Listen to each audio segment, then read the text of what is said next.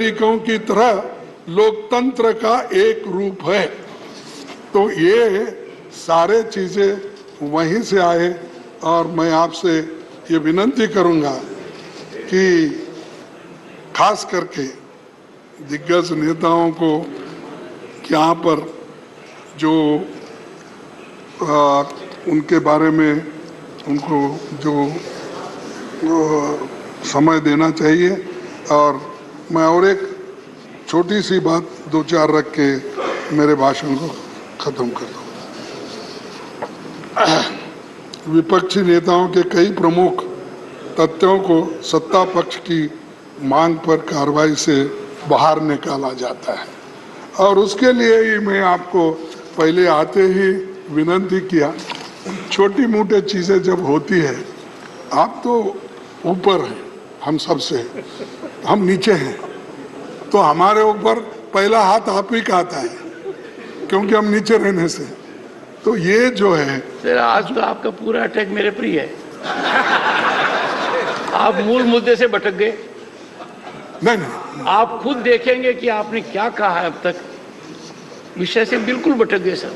नहीं, दूर दूर तक चले गए साहब। ये तो समय और देश की जनता उम्मीद करती थी कि यहाँ से ऐसा मैसेज जाएगा कि आगे का रास्ता कैसे होगा। जैसे साहब एक सेकंड, आपने खड़गे जी कहा, कौन बोल रहे हैं? You must learn to be decorous. He has yielded. पहली बार सदन में कुछ डेकोरम हो रहा है तो परेशानी क्यों होनी चाहिए?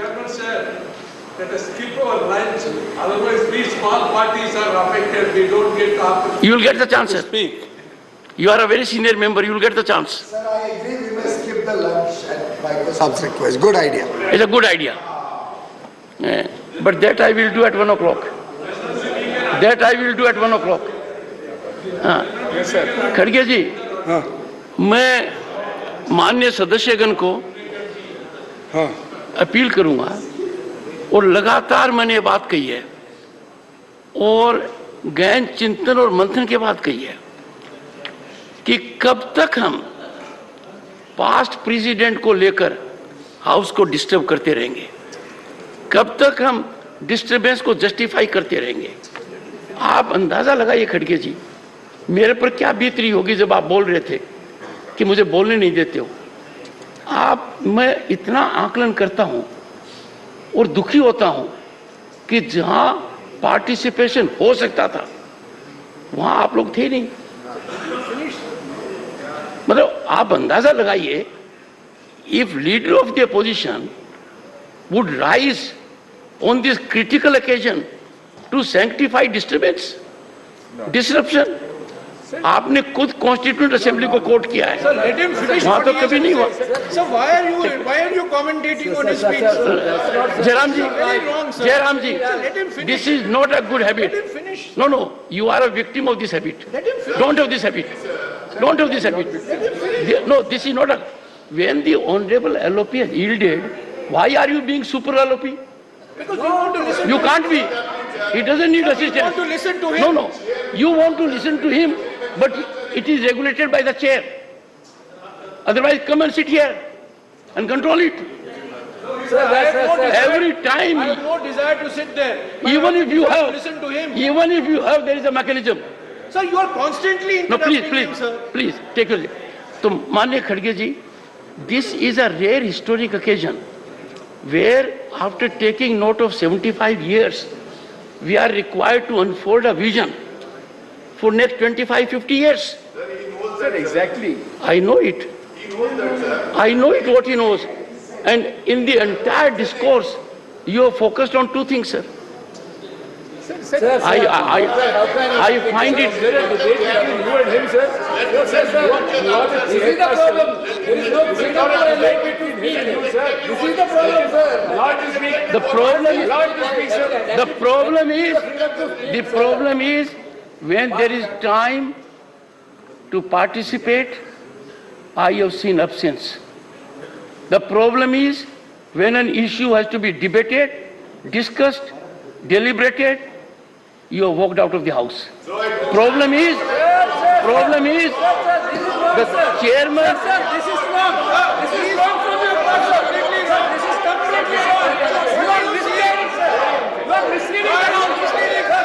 You are going to that. You are misleading the house. Misleading the house. You are misleading the house. This is totally wrong. It's a very partisan attack. Remark from you, sir. Sit down. Sir, please I explain have your own said, statement. one second. I request you to One second. explain your own Jairam, statement. take it. Sir, please explain your own statement. Take it. You are misleading the house, sir. No. You are not debating here. Sir, you are not debating here. Sir, let him speak. Digvijay जी एक second अरे आप बैठो यार. Sir, let him speak. Digvijay ji, with my modest understanding, I can tell you, and I am a great judgment of myself. I self-judge. I can tell you, I am not a stakeholder in politics. I am certainly stakeholder that this upper house, the House of Elders, conducts itself in a manner so that it earns respect of others. We must exemplify our conduct by decorum, discipline. One second. Sir, please don't cast aspersions all over. One second. Sir, Would you approve that two honorable members should every time come to the rescue of LOP? Is it not an insult to the position he holds? Sir, allow him to speak. Put some people in discipline court. I would urge, if you do not curb the tendencies of other members, let me tell you, things will get on a tangential route. There was an occasion when you wanted to speak and somebody said, give Digvijay Singh ji an opportunity. In the process, the honorable member was insulting you, insulting me. We don't want that. Okay. So all I say is, we have had some discussion. We have to emanate from this theatre sir, a मैं तो most खत्म करता important हूँ. message to the world outside. Sir, that applies to all of us. Conclude, sir. Honorable members, with the sense of the House, we are continuing during the lunch recess as well. Go ahead. Sir, thank you sir. क्या tolerance है? अच्छा बस आपने thank you तो कहा. Sir, सभापति जी, मैं ज़्यादा बात नहीं करना चाहता हूँ क्योंकि अब टेंशन में आ रहा मामला.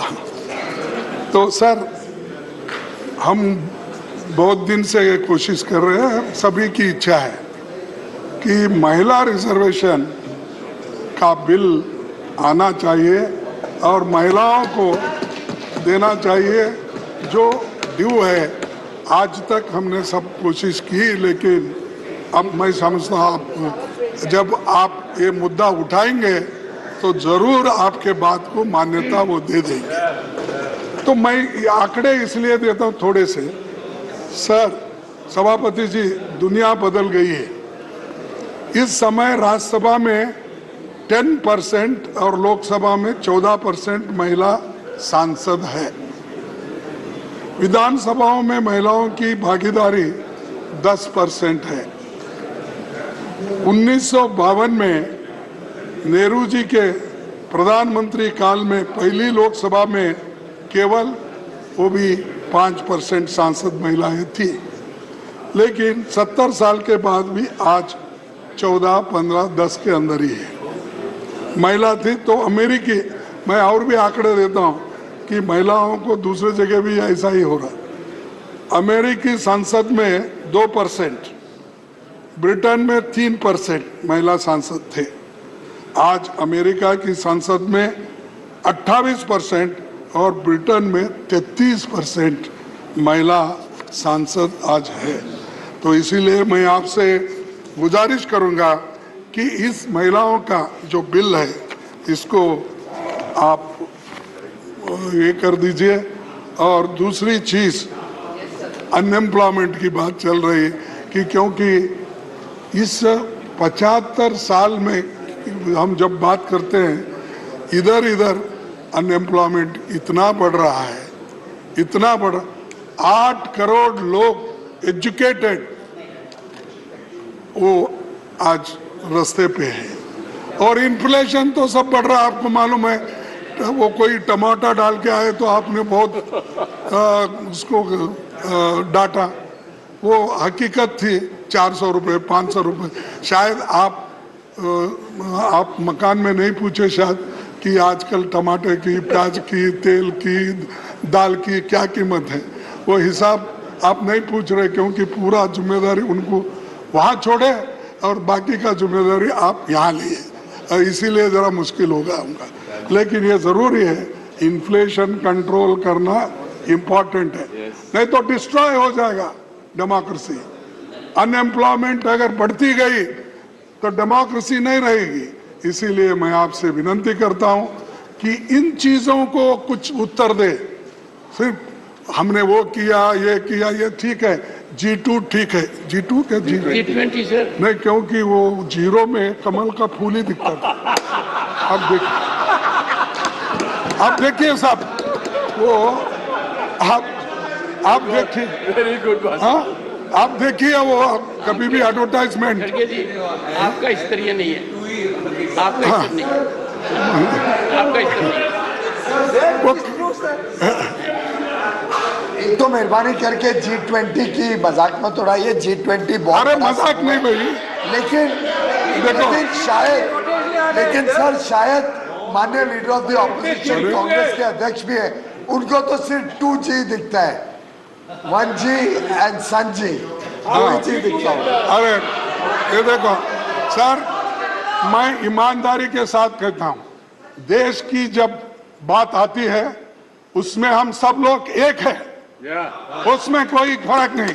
लेकिन तुम बार बार वो गुत्ता मत लो, तुम भी पैट्रियट हो। पैट्रियट हमारे लोग हैं, जान हमारे लोग दिए, मर गए हमारे लोग, मजा आप उठा रहे हो और हमको सिखाते हो। सर आखिरी एक बात कह के आज आप बहुत एजिटेटेड हो। मैं खत्म करता हूँ। नहीं, आज आप बहुत एजिटेटेड हो। हाँ? आप बहुत गुस्से में हो आज। नहीं ना सर, हमारी वतन परिस्थिति के अनगिनत तारीखें हैं, हमारी वतन परिस्थिति के अनगिनत तारीखें हैं, बेशुमार किस्सा है। हो भी क्यों ना वतन से मोहब्बत, हो भी क्यों ना वतन से मोहब्बत, ये तो हमारे ईमान की हिस्सा है। तो धन्यवाद सर, आपने इतना टाइम दिया। आपने खड़गे जी, आपने आज पढ़े शुरू में और आखिर में, और पहले भी पढ़ा था जब माननीय वेंकैया नायडू जी का फेयरवेल था, और आपने कहा मौसम कैसा होगा, कितना सताएगा। नहीं उसी आज का आपका एटीट्यूड देने के बाद रियली मौसम फिर जो पीछे गया, पहले का जो था वो आ गया। Honorable members, Honorable LOP has reflected. I would again appeal to everyone. It is not a time for us to be agitated. We have to send a message from this place how our Bharat will move for next several decades. And therefore, when we make light of certain things like G20 can't be reduced to G2 and then Lotus. One second. The world order has been defined. For the first time, G20 has been so impactful that global order has been defined. Inclusion of African Union is being globally applauded. कहीं वो मत डालना, मैं इसलिए मैं जो वहाँ photo डाले हैं उनकी बात कर रहा हूँ। G20 का मैं भी G20 में शामिल हो गया, लेबर मिनिस्टर के हैसियत से 10 G20 मीटिंग में गया। अमेरिका गया, इटली गया, ऐसा कभी नहीं देखा होगा आपने। ब्राजील गया। लुला का जो उस वक्त आज आपने हैंड ओवर किया लुला को, वो पहले प्राइम मिनिस्टर थे। तो मुझे मालूम है कैसा रेस्पेक्ट देना। देश के बारे में मैं पहले ही बोला, देश के विषय में, देश का जब भी कोई ये आता है, हम पहले लोग हैं उसके लिए सर के ऊपर रखते हैं। माननीय खड़गे तो जी, इसीलिए आप ये मत बोलिए, जो लिखा हुआ बोर्ड है वो बोल रहा हूँ। नहीं देखिए माननीय खड़गे जी, मेरे को भी सौभाग्य मिला दुनिया के नेताओं से चर्चा करने का, and how proud I felt. The world bank का प्रेसिडेंट कहता है our attainment in 6 years is something which can't be attained in 50 years. Shri Mohammad Nadimul Haque. Sir, thank you very much for giving me the chance to speak on this issue. 4 minutes time allotted. So thank you for By your limiting. party. Thank you for limiting me also, sir. Sir, the word federal is not mentioned in the Constitution even once. Yet, it is the spirit and soul of this country. Remember that this is not the House of Elders, it is the Council of States. Do not do anything that will hurt federalism. Do not do anything that will compromise the states. Do not assault federalism. Federalism is our nation's precious asset. So depriving the state of funds is a threat to democracy. Let me give you an example of my state, Bengal. Laborers who worked under Manrega from 2021 till now have not been paid their wages, amounting close to 4,000 crore rupees. If we include the non-wage component, the amount goes up to 7,000 crore rupees.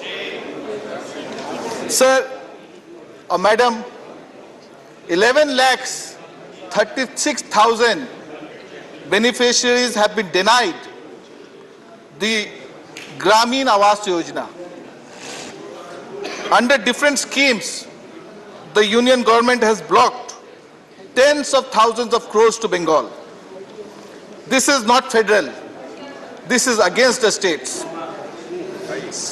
75 years ago, Dr. B.R. Ambedkar said, and I quote, "The Indian Constitution is a federal constitution in as much as it is established what may be called a dual polity, which will consist of the union at the center and the states at the periphery, each endowed with sovereign powers to be exercised in the field assigned to them respectively by the Constitution." Unquote. Remember that the double engine government that you propose is against the federalism that our founders envisioned for this country. It is against the very spirit of India.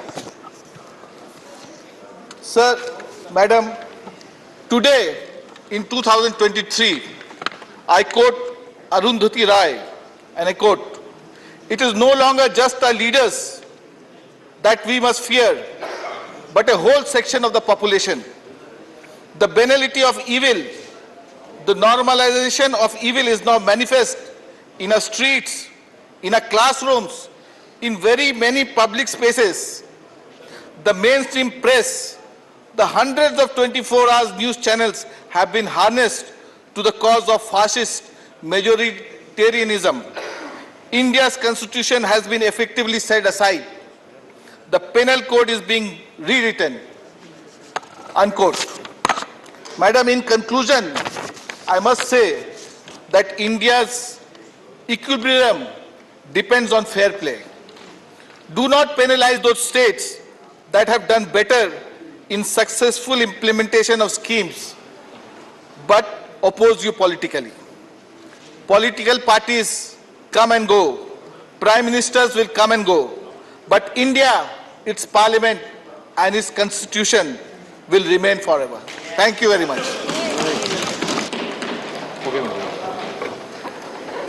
Shri R.K. Rajesh Kumar.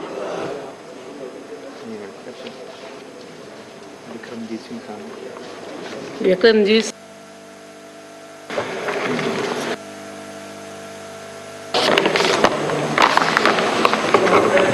सकरीम Patra. going through a change. We'll come in the second sequence. We'll come little later in the sequence. We come little later in the sequence. Shri Amar Patnaik जी,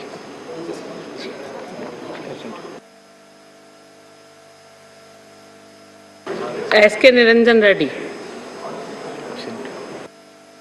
क्या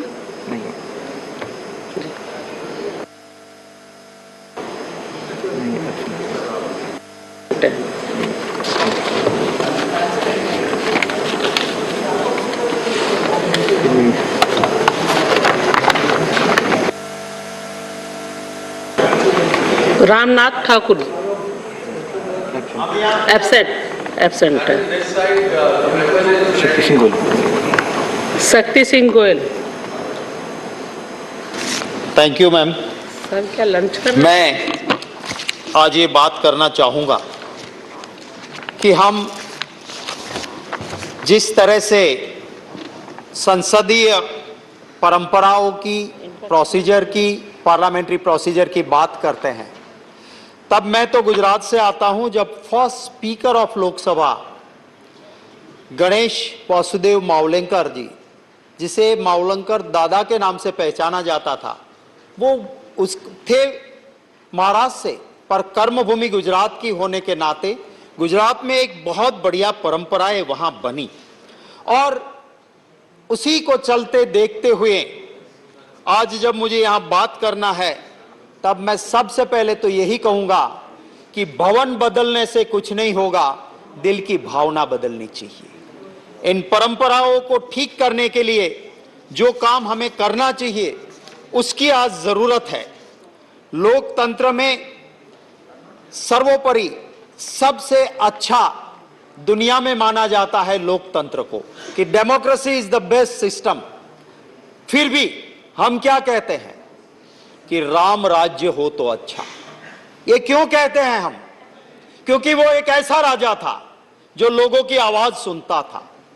एक धोबी की आवाज निकली प्रशासक के खिलाफ, राजा के खिलाफ, तो राजा ने उसको देशद्रोही नहीं माना। राजा ने यह नहीं कहा कि ये धोबी, उसके वहां ईडी, सीडी, सीबीआई भेज दूं। राजा ने कहा कि राजा शक से परे होना चाहिए। हम बात करते हैं राम राज्य की, क्यों बात करते हैं? क्योंकि वो शासक, वो राजा ऐसा था कि झूठे बेर एक शबरी मां के आए तो महिला सम्मान में वो शासक विश्वास रखता था। वो झूठे बेर उस मां शबरी के उन्होंने खा लिए। और हम आज क्या बात करते हैं? मणिपुर में एक महिला के पर अत्याचार होता है, सुप्रीम कोर्ट फटकार लगाती है, तब तक हमारे शासक को उस महिला सम्मान की चिंता नहीं होती है, तब जाके हमें चिंता होती है। हम बात करते हैं लोकतंत्र की। मैंने एक कहानी सुनी थी, वो कहानी ये थी कि एक गांव में एक शासक था, बड़ा ही डिक्टेटर था, पर वो पूरे गांव को इकट्ठा करता था और फिर कहता था मैं ये करना चाहता हूं, और गांव के लोग हाँ बोलते थे। एक दिन उसी गांव का एक आदमी का बेटा जो बाहर के राज्य में पढ़ने गया था, वो आया और उसने सुना कि बड़ी अच्छी बात है, हमारे राजा तो, हमारे शासक पूरे गांव को पूछते हैं और फिर तय करते हैं, मैं भी आऊंगा। उसके बाप ने कहा बेटे आना है तो आ, पर जो सब कहते हैं उसमें हाँ हाँ हाँ बोलना और कुछ मत बोलना। गया बेटा वहां, शासक ने कहा बकरी ले गई ऊंट को, पूरे नगर ने कहा हाँ जी हाँ जी। वो लड़का खड़ा हो गया कि बकरी इतनी छोटी सी ऊंट को कैसे ले जाएगी, मैं सहमत नहीं। ठीक है, सभा बर्खास्त हुई। जैसे ही घर आए बाप ने थप्पड़ लगा दी, क्या कर दिया तूने? बोले कैसे, मैं सच बोला। बोले नहीं, बकरी ले गई ऊंट को हाँ जी कहना है, क्योंकि यही शासक के नीचे रहना है। और थोड़ी ही देर में वो आया पुलिस वाला कि तुमने राष्ट्रद्रोह किया है, उठा के बेटे को ले गए। थोड़ी देर में इनकम टैक्स की रेड हुई, थोड़ी देर में ईडी आई, थोड़ी देर में सीबीआई आई, पूरा घर बर्बाद हो गया। तो ये वाला भी एक शासन है। यहाँ पे लोग कहते हैं कि बकरी ले गई ऊंट को, हाजी हाजी कहना है, इसी नगर में रहना है। मैं जरूर ये कहना चाहूंगा कि जब संविधान सभा मिली, बाबा साहेब आम्बेडकर की उस स्पीच को देखना होगा। मैं तो सभी आपके जरिए सभी को ये रिक्वेस्ट करूंगा और धन्यवाद करूंगा स्पीकर मीरा कुमार जी का, उस कांग्रेस की अगुवाई वाली यूपीए सरकार का, जिसने पूरी संविधान सभा को एक डॉक्यूमेंट्री, एक बहुत अच्छी फिल्म की तरह बना के रखी। मैं सिर्फ 2 मिनट में खत्म करूंगा। मैं ये जो आम्बेडकर जी ने जब ये बात रखी संविधान सभा के अंदर और कहा कि हमने जब ये संविधान सभा शुरू की, मैं आया, मैं मेंबर बन के आया था ये समझ के कि कुछ दलितों की 2 बात कर लूंगा। मुझे ताजुब हुआ जब मुझे ड्राफ्टिंग कमेटी का मेंबर बना। मुझे और ताजुब हुआ जब मुझे ड्राफ्टिंग कमेटी का चेयरमैन बनाया गया। और जब ये सारी चीजें पास हुई तब मुझे और ताजुब हुआ। पर मैं इन सब चीज के लिए इंडियन नेशनल कांग्रेस पार्टी की डिसिप्लिन को मानता हूं, उसको श्रेय देता हूं। और एक ही लाइन में बात खत्म करता हूं कि जब ये कहते हैं नेहरू जी के लिए, मैं कहता हूं कि अटल बिहारी वाजपेयी जी ने पार्लियामेंट के अंदर जो लफ्ज नेहरू जी के लिए कहे थे, कम से कम उसको एक बार पढ़ लेना, उसको एक बार दिल से लगा लेना। वो बोलने वाले विपक्ष के नेता थे वाजपेयी जी, जिन्होंने कहा था नेहरू जी के लिए, उसको कम से कम याद कर लेना। तो फिर आपको नेहरू जी के खिलाफ बोलने की कभी भी दिल से इच्छा नहीं होगी। मुख्तर सी जिंदगी है, अजीब अफसाने हैं, यहाँ तीर भी चलाने हैं और परिंदे भी बचाने हैं। वक्त की पाबंदी है, इसलिए लंबी बात नहीं करते हुए मेरी बात को यहीं खत्म करता हूँ। Doctor M.K. थम्मेतुरई। Madam Deputy Chairman, 3 minute है आपका। I raised to participate. 3 minute. 3 minutes I can, what can I say? I don't know. So, Madam, as some members expressed, this is not a elder's house. This is a Rajya Sabha. Representing the states representatives, we are come here. To see the federalism has to be established. That is the history. For that only this house is there. I served as 5 times Lok Sabha member there, and also 2 times Deputy Speaker of Lok Sabha and presiding officer also. 15 years I done that. That the history is there. I want to say, sir, first of all, Madam, in this house, our founder, Dravidian party leader, Per Anna, came here and sat in this house. He fought, he's a single member at the time, Dravidian party came at the time. Then 2 Lok Sabha members at the time. Now afterwards, the development took different way. My leader, Purachitalavi Amma, created history, Indian history, bringing 50 members of the parliament. 37 member Lok Sabha member, 13 Rajya Sabha members, like that 50 members we have developed in this history. In the parliament, 37 Lok Sabha member, the highest number we got the Dravidian party, then 13 members here Rajya Sabha, that total 50 members we started. When we Anna started for number 1 and took, like that history took place. Madam, when Anna was here, he fought for the federalism under the language issue.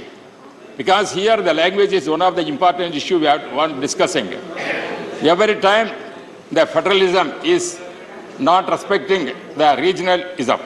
Especially for Tamil Nadu, we all fight for our language. Where Anna said, we want Tamil has to be made as the official language of this country. That is the spirit of the thing. Not only Tamil, whatever the 8 scheduled languages, all the language must be the national language of this country. That is what he raised here.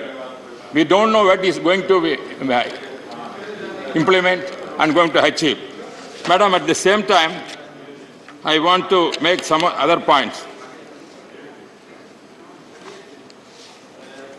Then afterwards, our democracy has developed. We have 1967 onwards, our only ruling parties are ruling Tamil Nadu, but National Party cannot enter. That is the situation is taking place. Because the regionalism is also important. That is why we are representing in the Rajya Sabha the rights of the states. The states are treated some kind of stipulated treatment, and they are not able to get sufficient men. During my present General Secretary of ADMK, Edapadi Palaniswamy, was the Chief Minister. He raised many occasions. We wanted more funds from the state, but we could not get. But in spite of that, he ruled very well and got the good name. 4 years he established a good government in Tamil Nadu and became appreciated by everyone. Why I am telling? Because even though we are now some limited members in the Rajya Sabha, we are still fighting for our Tamil Nadu people, for Kaveri issue like the important issue which is suffering now, the Kachetivu issue. They, in spite, without approval of the Parliament, of the both houses, the 1972, 74, 75, at that time, the Congress people only given the Kachetivu to the Sri Lanka government. Still, it is part of our India. It is not approved by this Parliament. We are fighting for that. ADMK is fighting for that. Our Amma, I went to the Supreme Court and filed at the time. This Kachetivu is a part of our India because our Tamil fishermen is suffering that. This kind of rights we have to fight, and this history we are going fighting, madam. Madam, and also, apart from that, now we are facing so many problems, but the Parliament also were raised regarding, for example, take a pandemic situation. At that time, we all united together how to solve this problem. Our Prime Minister, Narendra Modi ji, successfully has done so many wonderful things. And also state government, Edapadi Palaniswamy, during this period, he implemented a lot of schemes to save the people of India. Because central government also gave a lot of assistance to the state government, this cooperated with us. With the help of our Honorable Prime Minister Narendra Modi ji and Edapadi Palaniswamy, done excellent work at that time as a democratic way, because the history shows how the Parliament is functioning and how we are playing the game for the welfare of the people. Therefore, even though the building is, we are seeing that sometimes they say it is built by British people. It is not. It is our Indian property we are having here. Even though we were moving from this building to another building, the site is also on the same area where the British people established our building. It is not somewhere not removed from this place to any other place. Therefore, convenience sake only we are moving to that place. I am appreciating our Modi ji has come forward to establish a new building to accommodate more members and also with the good facilities. For that, we are going to move that building, not any other sense. Therefore, democracy in the 1975 years, we have come and journey. We have so much journey, so many obstacles we had, so many times we have tried so many issues in the Parliament also. At the same time, madam, I am very grateful that you have given sufficient time also. But still, I am insisting that federalism must be protected and giving the more rights to the states, not only Tamil Nadu, other states also. And also a request, whatever Anna raised the issue, make all Tamil my language and other Telugu and other Malayalam and other Marathi, other all languages, especially the official language of the country. That is the spirit we have to see for whatever we got for freedom. This is the highest parliamentary system. In the journey, we are risking to respect the states and culture of the various states, where Narendra Modi ji always pricing Tamil and other things. Same way, we are requesting the Parliament has come forward to see that the languages, all the languages of the 8th schedule must be said, languages of the national, that is one of the things. That is the spirit of the democracy and also federalism. That is the Parliament which we have to make the thing. Once again, I thank my leader, MGR, Procedural MGR, sent me the Parliament, and as made him a deputy speaker at that time. Rajiv Gandhi was at that time. Prime Minister. Afterwards, Amma made me the Central Minister in Vajpayee government. And afterwards, and Modi ji and also Amma made me deputy. So once again, 2014. And this kind of experience I had made for throughout life. Had the opportunity to serve this parliament. And hope that the spirit of the parliament democratic system must continue. We know because whatever the opposition people raised in democracy, there must be some kind of opposition will be there. The ruling party also, they want to say, implement their programs. Therefore, both has to come together. There must not be any difference between them. Because government, the ruling party has to say to implement, that is why they elected, they have to implement program. Opposing and raise it as a discussion, must not disturb the things. Therefore, this kind of democracy has to continue. The parliament, 75 years after freedom, we have done. As I said once again, as our forefathers thought that federalism must be very important, because we are speaking, it is Rajya Sabha. It's not the elder's house. It is not, I am not an elder man. He may be elder man, he is not elder man. There are young people also there. It's not the elderly house. This is the Rajya Sabha, state representatives are here. Therefore, whatever the state issues are raised here, that must be given importance. That must nullify that. That cannot therefore. And second, thank my leaders, Professor MGR and Professor Amma, Yadapadi Palinsami, my General Secretary has sent me to the Rajya Sabha as a member. I once again thank all my leaders to have the opportunity. Thank you very much. Shri K. Keshav Rao. How much time you want to give me, madam? 12 minutes. 12 minutes. 5 minutes? 12 minutes. 12. 12. Thank you very much, ma'am. Whatever it is, you have the time. Ma'am, get up to speak on this 75 years. Everybody knows we have really done. We have achieved great strides of progress during this period. There is no doubt about it. I don't want to politicalize the entire thing. But let me tell you, our journey has been a tragic journey. It has a beginning. We thought of independence for a nation, but we got two nations.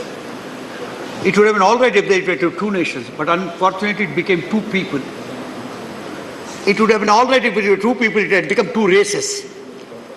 The entire world has started fighting against each other. This is one thing we could not withstand, nor could win over during the last 75 years. This really hurts me. Today, the hangover continues. Today, the people are getting identified more by their religion and caste and region than themselves. This is something the 75 years of independence could not get it. Although economically, we have done very, very good, better than many of the states. We are fast-growing nation. But this kind of divide that we still have, which the British took advantage at one time to differentiate those two people, the Hindus and Muslims, that was the divide they depended on, and is still continuing. Its shadows are still lengthening. This is something which really hurts us today when we are standing to gain out of it. Madam, to really speak, it is not 47, it is 1930 where the Congress party declared itself as an independence and passed the resolution, and there were all over the country the celebrations of independence at that time. Anyhow, whatever it is.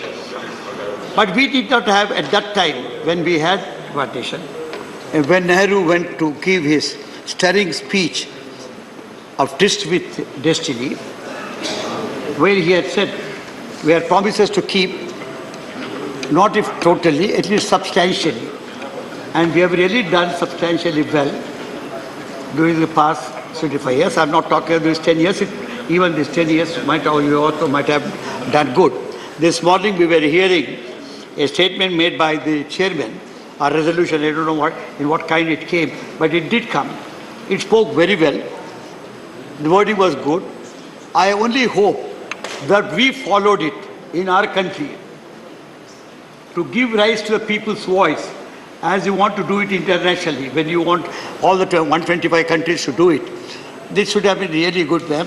That is the feeling one carries along. Madam,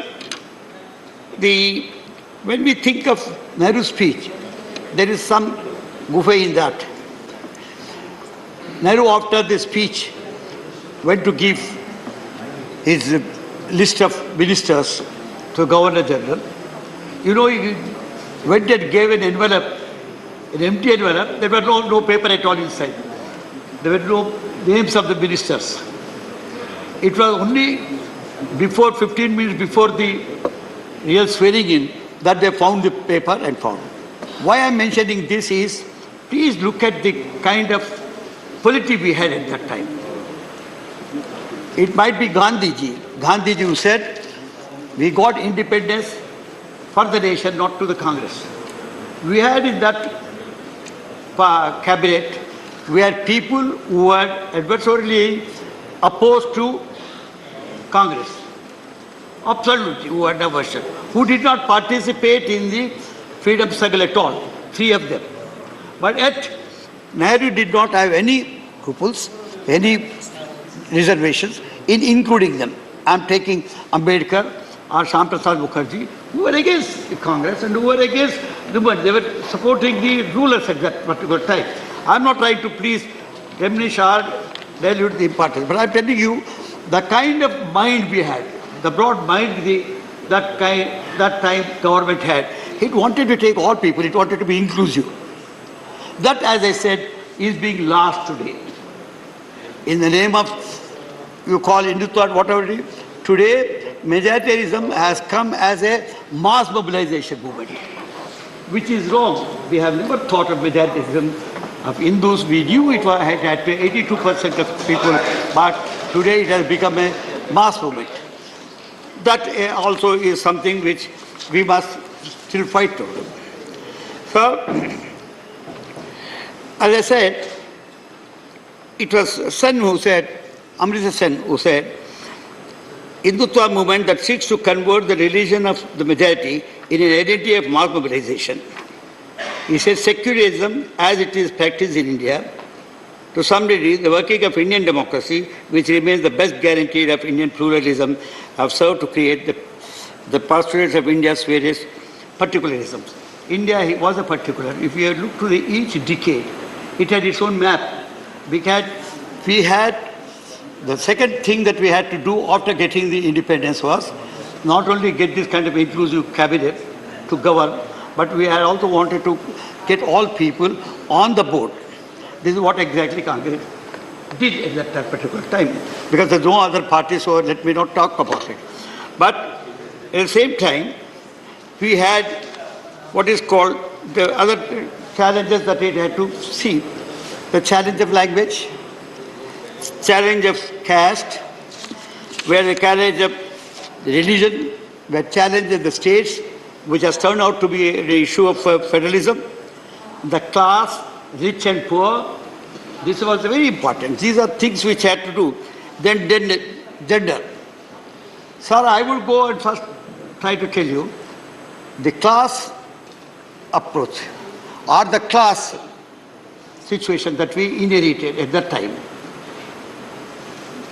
Some being rich and some poor. What did we do in these 75 years? We did not bridge it at all. We had allowed it to continue.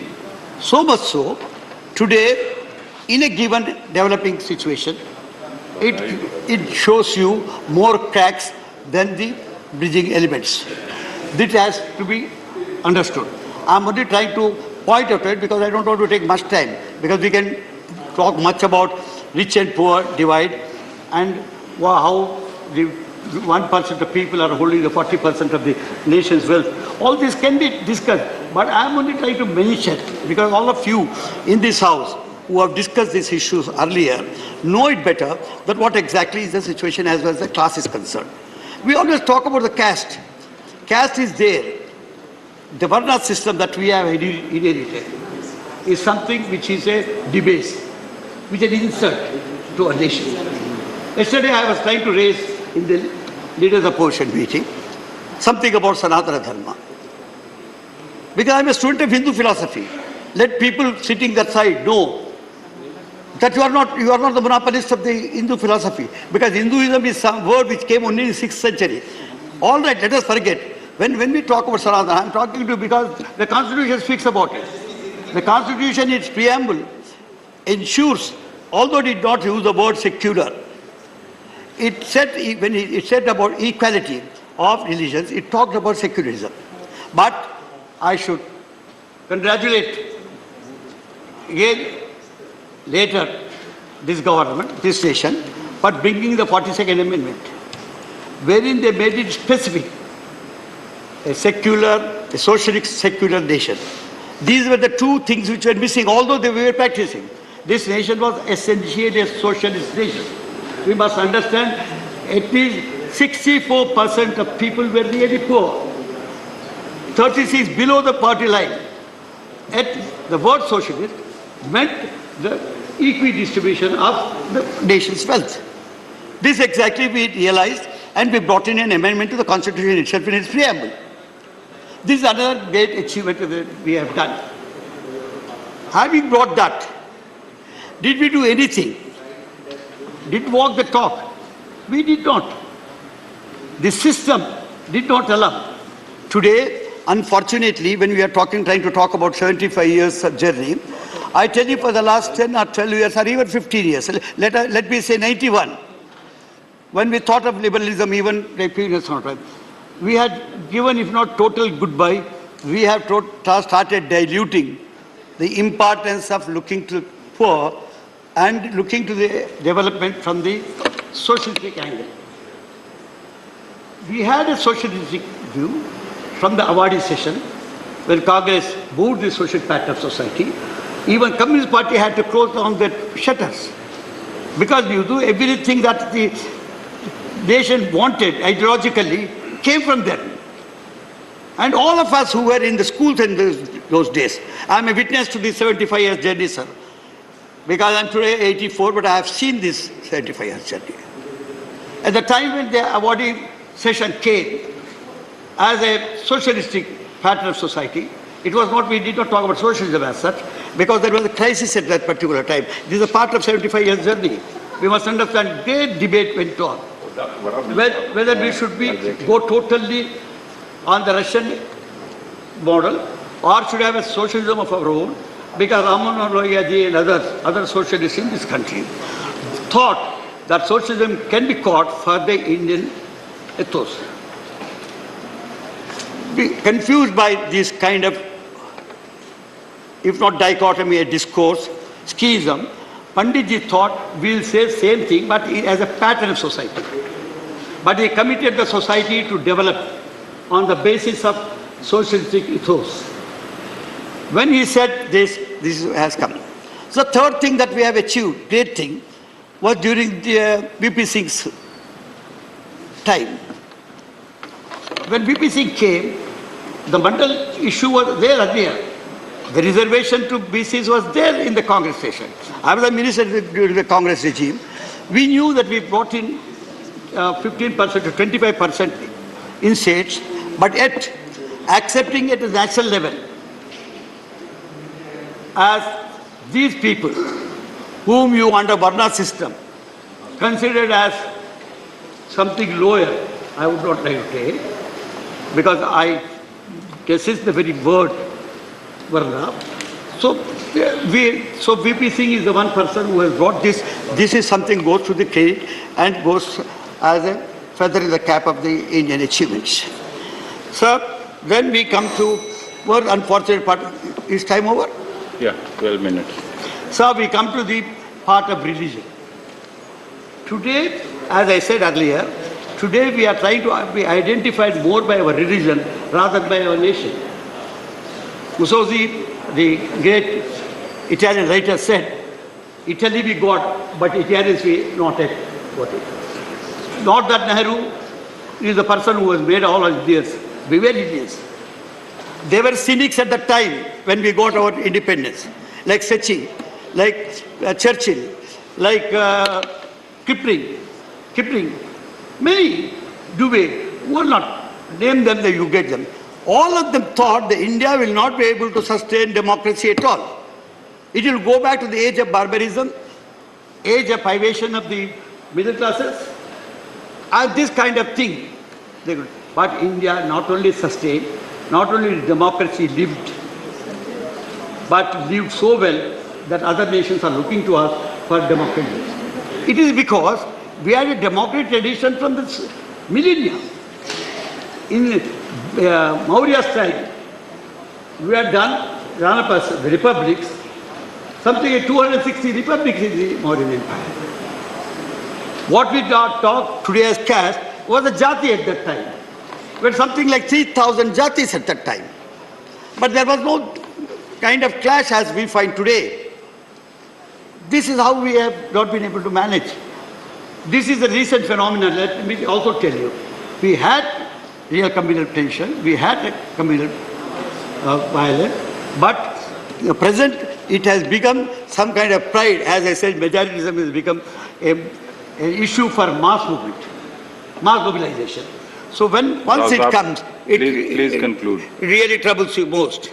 Sir, I come to Hinduism, I'm not trying to take on the fundamental Hinduism because there's nothing like fundamentalism at all in Hinduism. Take it from me. Hinduism is a way of life. Anything that transcends time and space is called truth. What you say today, if after 100 years people believe the same thing, and anywhere else in the world is the same thing, it remains a truth. That is, Gandhi reduced very aspect of God as a concept and said truth is God. This is what Hinduism is all about. It is only because, not because I should believe in Rama or I should believe in Krishna. Just now, the ADMK man was telling me, in Madras we had a movement, we totally oppose it. Today we have people who don't believe. If Hinduism is all that big, there wouldn't have been a need for Judaism. If Judaism is all that big, there wouldn't have been a need for Christianity. If Christianity is all that big, there wouldn't have been a need for the Islam. If Islam is all that big, there wouldn't have been a need for the Sikhism. So all this come time and space, take it. They included truth. That is what exactly Hinduism has done. I consider this as one of the greatest thought processes. Hinduism is one of the great thought processes which takes everybody to it. I am a Charvaka in me. If I believe in God, I am a Hindu, sir. Your time is over. If I don't believe in God, I am Charvaka, sir. I am a Hindu, sir. If I believe in somebody who really is good, I am a Buddha, I am a Hindu, sir. If I am Jaina, all of you are the Buddha, sir. Karnataka, yesterday I was telling the leaders of opposition, they have got their funds. They don't believe in God, they believe in Shiva, they believe in... So what is Hinduism? It is self-realization. So let us all believe that. Let not the Prime Minister of the day say that all Sanatanis should unite, as if it is a war crime. I think, at this age, this is not something which is good to come from a people, because we accept all religions. Yesterday, Mr. Chidambaram was saying something. Last what, sir? Mr. Chidambaram was saying, he was quoting Madhavacharya, 16th century saint, Indian saint. When he said, Sarva Dharman Samahava, so same thing, it is quoting Madhava or other saints. But all the believers in Hinduism believe that all of it. That is why we say, Ekam Sat Vipra Bahuda Vadanti. People may call it by different names, but truth is only one. We believe in it. Unlike others, I am not trying to criticize other religions at this time, they believe that mine is there. There is no Mr. Christ or Mr. Muhammad or no Mr. Zoroaster or no Mr. Confucius. We had a Hindu thought process as such. So this, I don't know, we are losing track. We must get on to that. We must build a nation, Indian nation as such. We are first Indians, last Indians. We are Indians. There is no question of first or last. Saying, like Sanatan is saying, there is no beginning and there is no end. If there is no beginning, where is the question of it being there? So let us not think. It is there. It is truth. It is all pervading. So I tell you, sir, the 75 years journey has been really rewarding, has been very good. I also congratulate, we had beginning, I told you, Tajik, the G20 was a welcome thing. But as I suggested earlier, let us learn to live with what we always boast of. We have today morning gave that big statement. I think you give scope for expression from all sides. Then what I call freedom of expression, that should be respected. The people's urges should be respected. You should not use your own agency because you are powerful. If that were to be the case, earlier regimes would have done that. Nobody has done it. They have respected nation. We have allowed the nation to grow. As Gandhiji said, independence is not for Congress, independence for the nation. Let us all think this nation, development is for the entire nation, not for one party or one thing. Thank you very much. Thank you. Now, Mr. G.K. Vasan, 3-4 minutes. Sir, thank you, sir, for giving me an opportunity. We all understand, sir, historic Parliament building. Today is the last day of our speech in this building. Maybe tomorrow we are all moving to the new Parliament, sir. This is the time to salute and respect our leaders who fought for our independence and got independence for us. This is the 75th year of our independence, sir. We remember the father of nation, Mahatma Gandhi, and all our leaders from various parts of India who were with Gandhiji and who fought for this country's freedom and who taught us ahimsa in this country, sir. Sir, we also have to be very proud that we are the largest democracy in this country, sir. We have genuinely, sir, preserved the sovereignty, integrity, security, solidarity of this country with pride, sir. We have made remarkable progress in the 75 years in the field of education, agriculture, healthcare, industrial growth, economic equality, and even in scientific space research, sir. Above all, as Indians, we are all proud today that our nation is looked upon by foreign countries for our helping hand and support even in international problems today, sir. This is the Parliament where legends have spoken, sir, in various subjects for the interest of this great nation, sir. We should be very thankful to our regional leaders, sir, who have been in this Parliament, spoken for the interest of the country. From Tamil Nadu, sir, I would like to proudly quote Rajaji and Kamarajji, sir, who have been the pioneers, and even today, sir, they are leaders who are the icons for youth in this country, sir, especially Tamil Nadu, sir. The national approach and outlook of leaders from the south, sir, has been great in the development of this country, sir. I must also place in record, sir, that India has achieved great heights during this 9 years under the Prime Minister of Modi ji, sir. To conclude, sir, I would say that the schemes, plans and programs launched by the government has embraced every citizen and have enhanced and improved the living conditions of every Indian, sir. With this, sir, I conclude my speech. Thank you very much, Chairman, sir, for giving me opportunity. Thank you. Ramnath Thakur ji. धन्यवाद श्रीमान the chair when our chances will come. No, it's just a question. I was told that he will speak after half an hour. No. Who said? I did not say. I also said like that as speaker. No. No, it is good that we should make new traditions, but then we have to follow the traditions also, how the house runs. Please let him speak. So, welcome. Ramnath Thakur ji. But I have a right to ask a question. Shriman, Kalita जी, श्रीमान, no, I appreciate your support. श्रीमान, But then in the process, our turns are not coming. This is no discrimination. श्रीमान, names have gone for lunch. Yeah. Nobody is with the chair. There has to be chair में है. Voters are all supposed to know. He will also get Chairman. you a chance. श्रीमान, Yeah, please. मैं आपको He will also get धन्यवाद you a देता हूं कि आपने इस महत्वपूर्ण सदन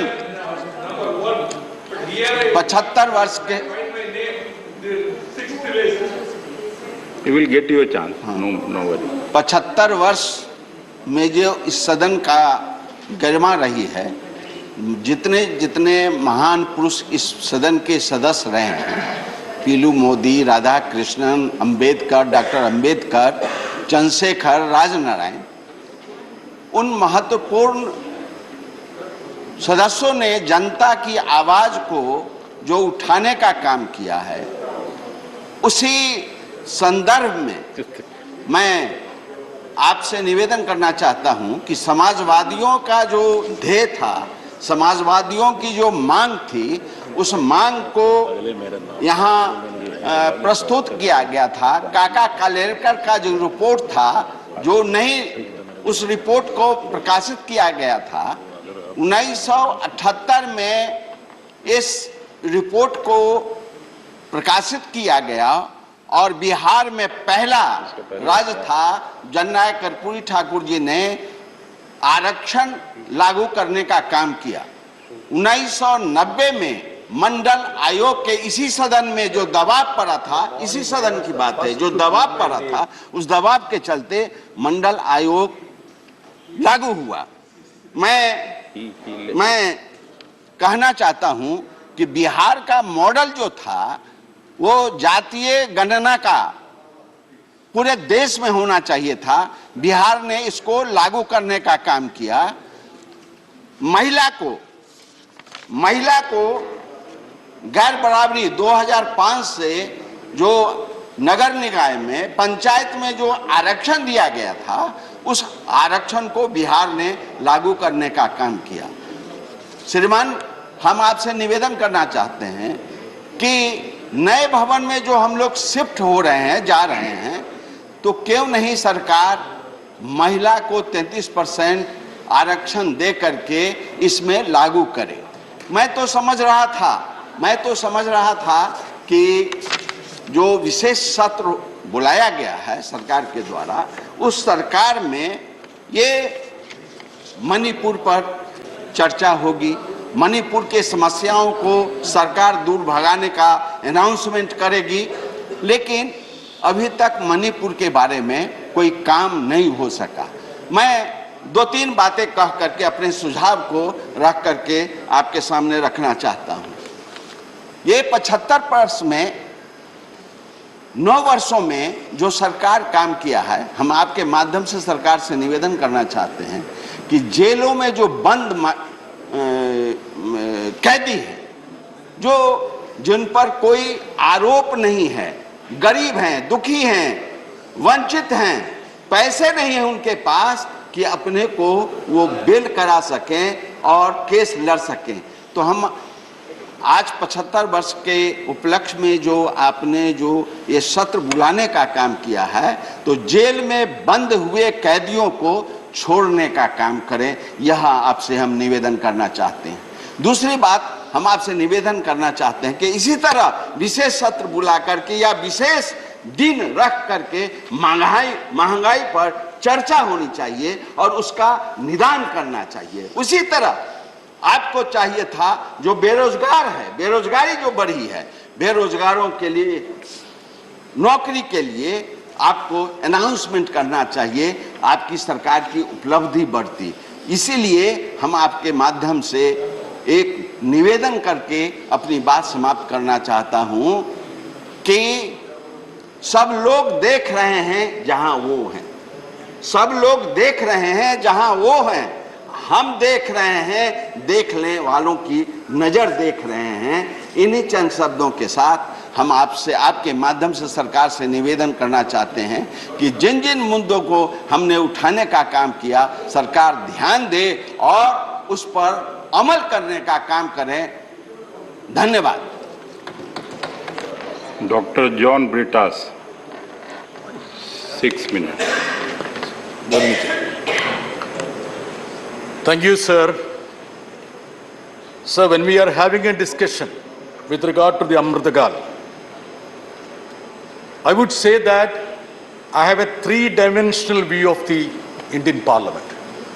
I used to watch the Parliament from outside, from above, and now I am being part of this Parliament, sitting below, sir.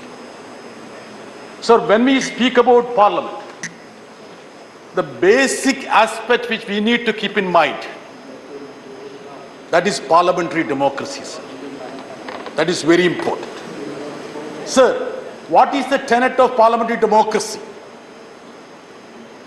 The fundamental cardinal principle of parliamentary democracy, as Kharge Sahib said, accountability of executive to the legislature.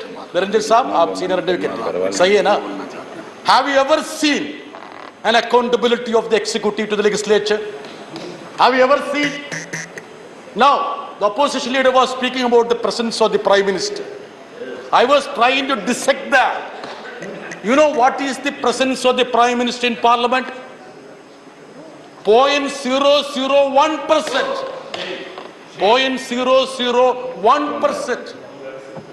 So that is the period in which he attended the Parliament sessions. Sir, the leader of the House was very vocal, but he missed many crucial names, sir, including Jawaharlal Nehru. Yes. Intentionally.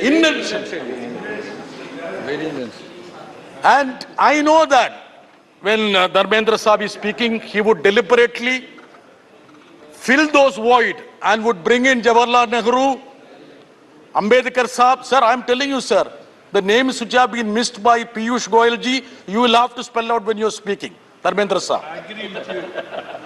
Sir, the exercise would be meaningful if you discuss about the dreams and goals of our architects of Constitution. Sir, I will just dwell on the preamble of it, sir. Sir, it speaks about, say, what does it say? Liberty, equality and fraternity. Sir, if you take justice, you will notice that we have reached the bulldozer era. That is justice now. The justice that is being imparted is the bulldozer era. Sir, if it is economic justice, sir, we don't want to speak out the Oxfam report because that's not a good company for good organization for the present dispensation. It's blacklisted. You see the inequality that is spiraling up, sir. Sir, the liberty that has been assured, where has it reached, sir? Now it is more manifested in the form of sedition and UAP. That is a liberty which has reached. Sir, another cardinal principle is equality of status and opportunities. This government is honest to say that they don't believe in it, sir. Ambedkar, who they try to appropriate now, was absolutely clear when he said that democracy is not the law of majority, but the protection of minority. Raji Chandrasekhar Saab, protection of minorities. It's not said by John Britas, by Ambedkar Saab. Sir, what is the representation of 20 crore Muslims in executive, in legislature, judiciary, even in media? P.T. Ushaji, you know that, the representation of Muslims, Christians, minorities in Kerala. What is the situation in Delhi, in Parliament, in executive, sir? Sir, we all talk about this government's pet topic is to, discuss about Mughals. I think they talk about Mughals more than the Indians now, actually. Sir, in Akbar's court or even in Aurangzeb court, more than 50% of the ministers were Hindus. Dheeraj Saab, Birbal, aapko jante hain na kaun Birbal tha? He was a Hindu, sir. Can you spot somebody in this executive now? What is the status of the representation of minorities, sir? Sir, Nehru's cabinet, that was the first ministry. It was a model government. It had given representation to every segment. Dharmendra Prasad Saab, 2 Muslim cabinet ministers. You know Maulana Azad, Rafi Ahmad, John Mathai, that was a Parsi, Sikh, everyone. Of course, Shama Prasad Mukherjee.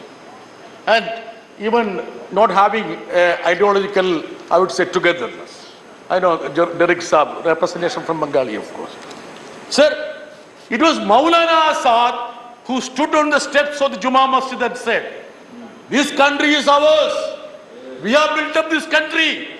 There is no need of going away from this country. You want to obliterate the last set of memory about Maulana Azad, you scrap the scholarship. Dharmendra Prasadji, you scrap the scholarship. Not you, I think Smriti Irani ji, I think. Even that, not he didn't scrap. Sir, coming to fraternity. Sir, what is the new usage of fraternity? Madam, you know what is the new usage of fraternity? Go to Pakistan. Go to Pakistan. If somebody speaks, they will say, you go to Pakistan. Sir, we are part of this country. We are as patriotic as you are, sir. Sir, maybe more. So now G20, there have been a lot of discussions, fanfare about G20. We appreciate if India get a standing amongst the other nations. But if you look at the indices, Rajiv Saab, what is indice? Per capita GDP, Human Development Index, Hunger Index, hum last hai.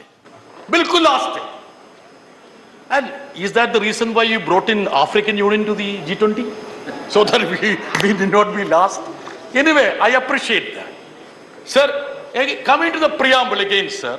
Sovereign, socialist, secular, democratic republic, sir. Sir, what is sovereignty now?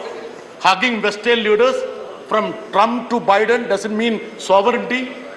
You finished up now because Nehru's name is there. You don't want non-alignment movement to be there.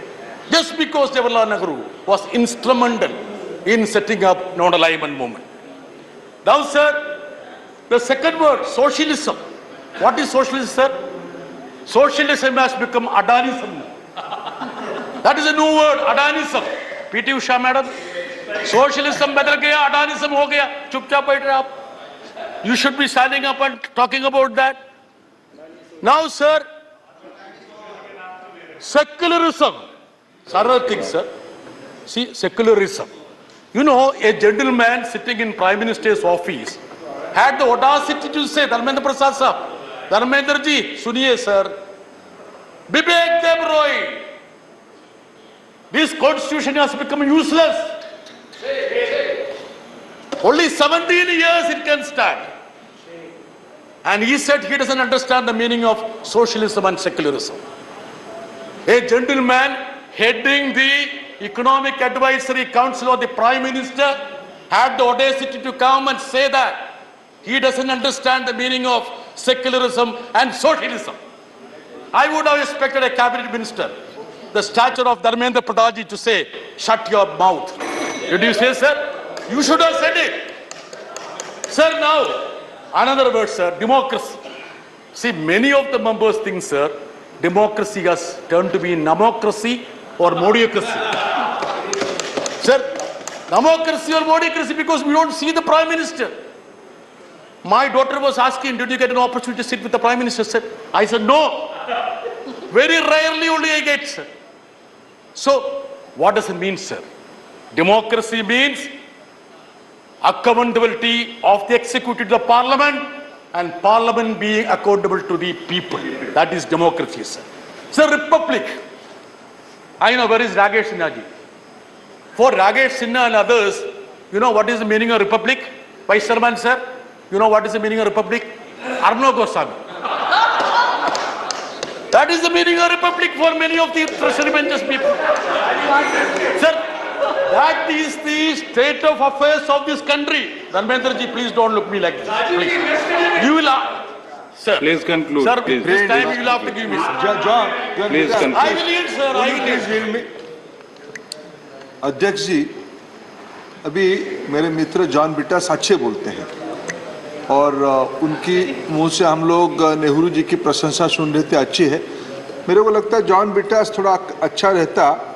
Rajya Sabha में जब नंबूदिरीपद जी की सरकार को केरला में पहली बार तोड़ दिया गया था, राज्यसभा ने क्या डिबेट किया होगा, उनकी पार्टी ने क्या व्यू लिया था। अभी बहुत तो नसीहत डेमोक्रेसी के बारे में दे रहे थे, अभी उनके बारे में जिस विचार पहली बार कम्युनिस्ट पार्टी के लोगों ने जीते केरला में, उन्हीं की सरकार को जिनकी आज कसीदा पढ़ रहे हैं, उन्होंने उनको बर्खास्त किया, इलेक्टेड गवर्नमेंट को, नंबूदिरीपद की गवर्नमेंट को बर्खास्त किया। तो उस समय में राज्यसभा में सीपीएम के मित्रों ने क्या बोला होगा, थोड़ा अगर लाइट डालते तो शायद जॉन बिटास, हम ये अपेक्षा कर रहे थे। ये mockery, John Brittas, you are very enlightened and very knowledgeable person, don't laugh at your colleagues, you may get box news in the Indian Express, but we expect some good light, good view of yours. When Namboodiripad was dismissed from the Kerala, what was the view of CPM in the Rajya Sabha? Please enlighten us. Thank you, sir. Sir, thank you, Dharmendra ji, for reminding me about the dismissal of EMS Namboodiripad. For such misdeeds, they have been punished. They are sitting here. Precisely that is the reason. Otherwise, do you think that they would have been put here? But you are repeating the same mistake. You are calling us, depicting us as Somalia. Say extreme poverty, let us look at. Extreme poverty in UP and Bihar is 30-40%.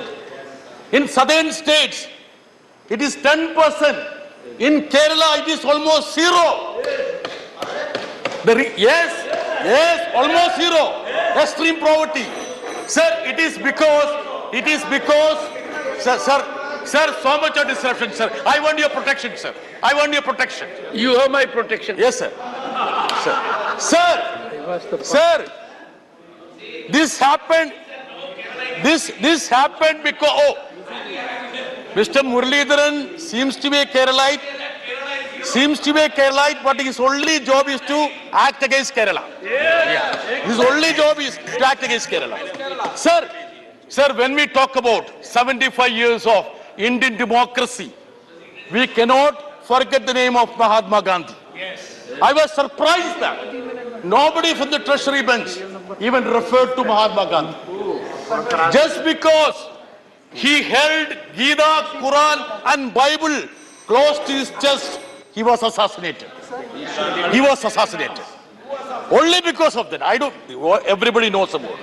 Sir, you are replacing Mahatma Gandhi with Savarkar. That's why, sir, the new parliament has been inaugurated on the birth anniversary of Savarkar instead of Mahatma Gandhi. You should have. If you had some respect, you would have done, sir. Sir, further, sir, time allotted is over. Sir, I wanted to say your time is over. Sir, so much I came to know your time can never be over. 2 minutes. I will finish, sir. Sir, 2 minutes. Sir, the biggest business, sir, please. The main business of this government is to appropriate people. Sardar Patel. They think that Sardar Patel is theirs. Sir, wasn't Sardar Patel who banned RSS? Yes. After the assassination of Mahatma Gandhi? Yes. What did he say, sir? The banning was to root out the force of hate and violence that are at work in our country and imperil the freedom of nation and darken her fair name. Sir, another person who is being appropriated is Vivekananda. Didn't he say so? Sectarianism, bigotry and its horrible descendant fanaticism have long possessed this beautiful earth. They have filled the earth with violence. That is what Vivekananda said, sir. Sir, the unfortunate part, sir. Sir, you are a legal luminary. We are very happy that you preside over this house, sir. Yes. Your rich knowledge. Sir, I have seen you as a minister. In 1989, when you came to Lok Sabha, sir, I was in the gallery, sir. With huge admiration, I have been observing you and watching you, sir. Sir, but the unfortunate part is that, sir, the demolition of every institution in this house, in every institution, from Parliament to Election Commission. Please conclude. Sir, Sir, I am talking about you also, sir. Sir, That is why you have to conclude. sir, I am going to talk about you also, sir. Conclude. Every institution in this country is being demolished. From Parliament to Election Commission. So what is Election Commission now? Now they are bringing the status of the Election Commissioners from the Supreme Court judge status to Cabinet Secretary. And day after tomorrow, Dharmendra Pradhanji will bring a bill to make them a chaprasi. That is going to happen, sir. Sir, every institution is being disbanded, sir. Sir, Article 1. Sir, last one. Siri Vaiko. Sir, I'm just writing up. 1 minute. 1 minute. Sir, 1 minute. It says that India, that is Bharat, shall be union of states, sir. Sir, federalism, sir. Kerala contributes 1 rupee and get back 25 paise. That is the status of federalism in this country, sir. Yes, it has turned to be like that. The honorable... Sir, I would say that. You told me, Once sir. again. Chairman, sir, you wanted us to have some change. The honorable member has made a statement of fact. Yes, sir. He will authenticate. I will authenticate. Sir, Kerala contributes 1 rupee to the national kitty, gets back 25 paise. I repeat it. I will place the document on the table of the House. During course of the day. Sir, and sir, last thing, sir. Sir, it's good that we are taking stock of this country. Democracy, institutions, parliament in this Amrit Kals. Sir, structure doesn't matter, sir. New parliament or old parliament. The process matters. The content matters. Can we enrich the parliamentary proceedings? Can we enrich the democratic process in this country? You can build mansions, structures. But, sir, that will not strengthen the democracy in this country. Unless you enrich, sir. Please so, now I would urge conclude. I would urge the treasury benches through you, sir. Let us all resolve to enrich the democracy of this great nation. Thank you, sir. Okay. On a point of information from you, have you been to Statue of Unity? Have you been to Statue of Unity? Sir, I haven't gone, sir. I will go. I strongly suggest you go there once. I will go, sir. I will go, sir. If you give invitation, I will go, sir. Great effort to appropriate someone. Sir, if you give an invitation, I will go, sir. I have been there. Sir, and sir, I will be happy to go with you, sir. No, I'll go with you. Sir, Mr. Vaiko. Sir, let me have a towering personality beside me when I go. Let us hear Mr. Vaiko.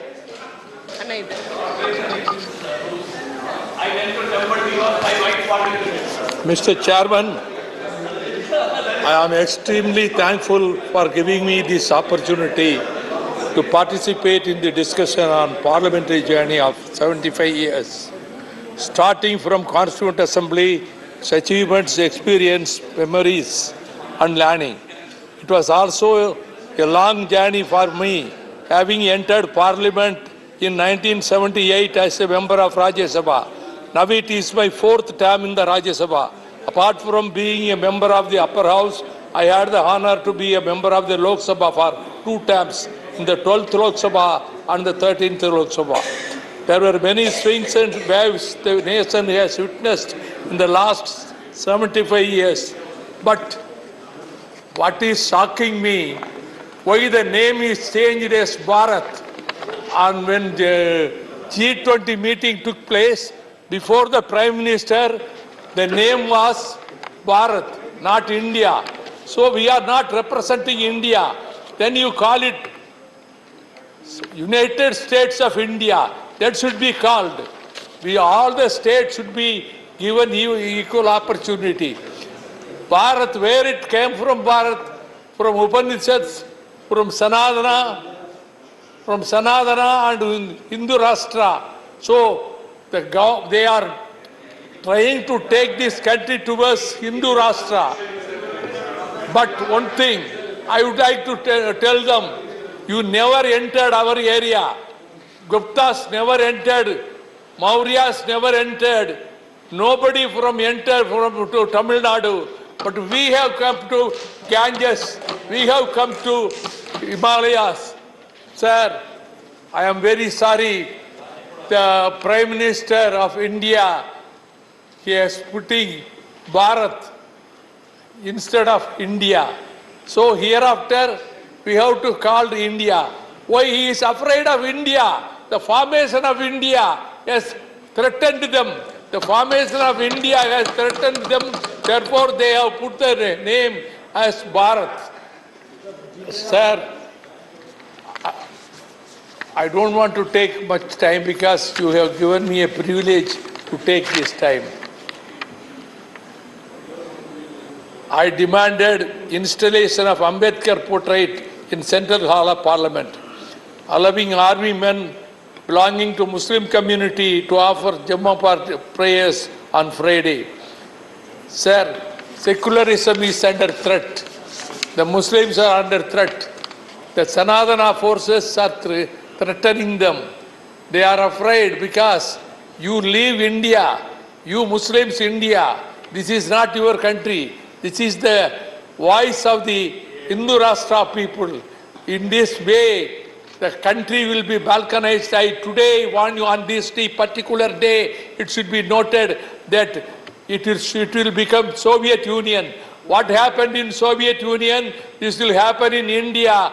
India will be balkanized into so many states, and therefore I said United States of India. But at least you make a name United States of India, otherwise India will not be one.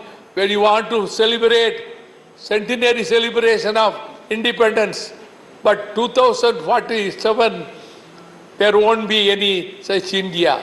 Thank you, sir. Honorable members, there have been enough reflections on Dr. B.R. Ambedkar.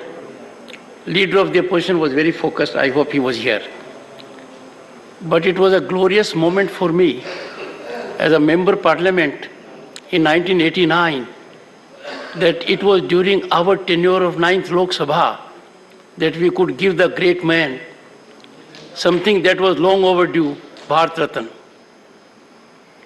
Professor Manoj Jha.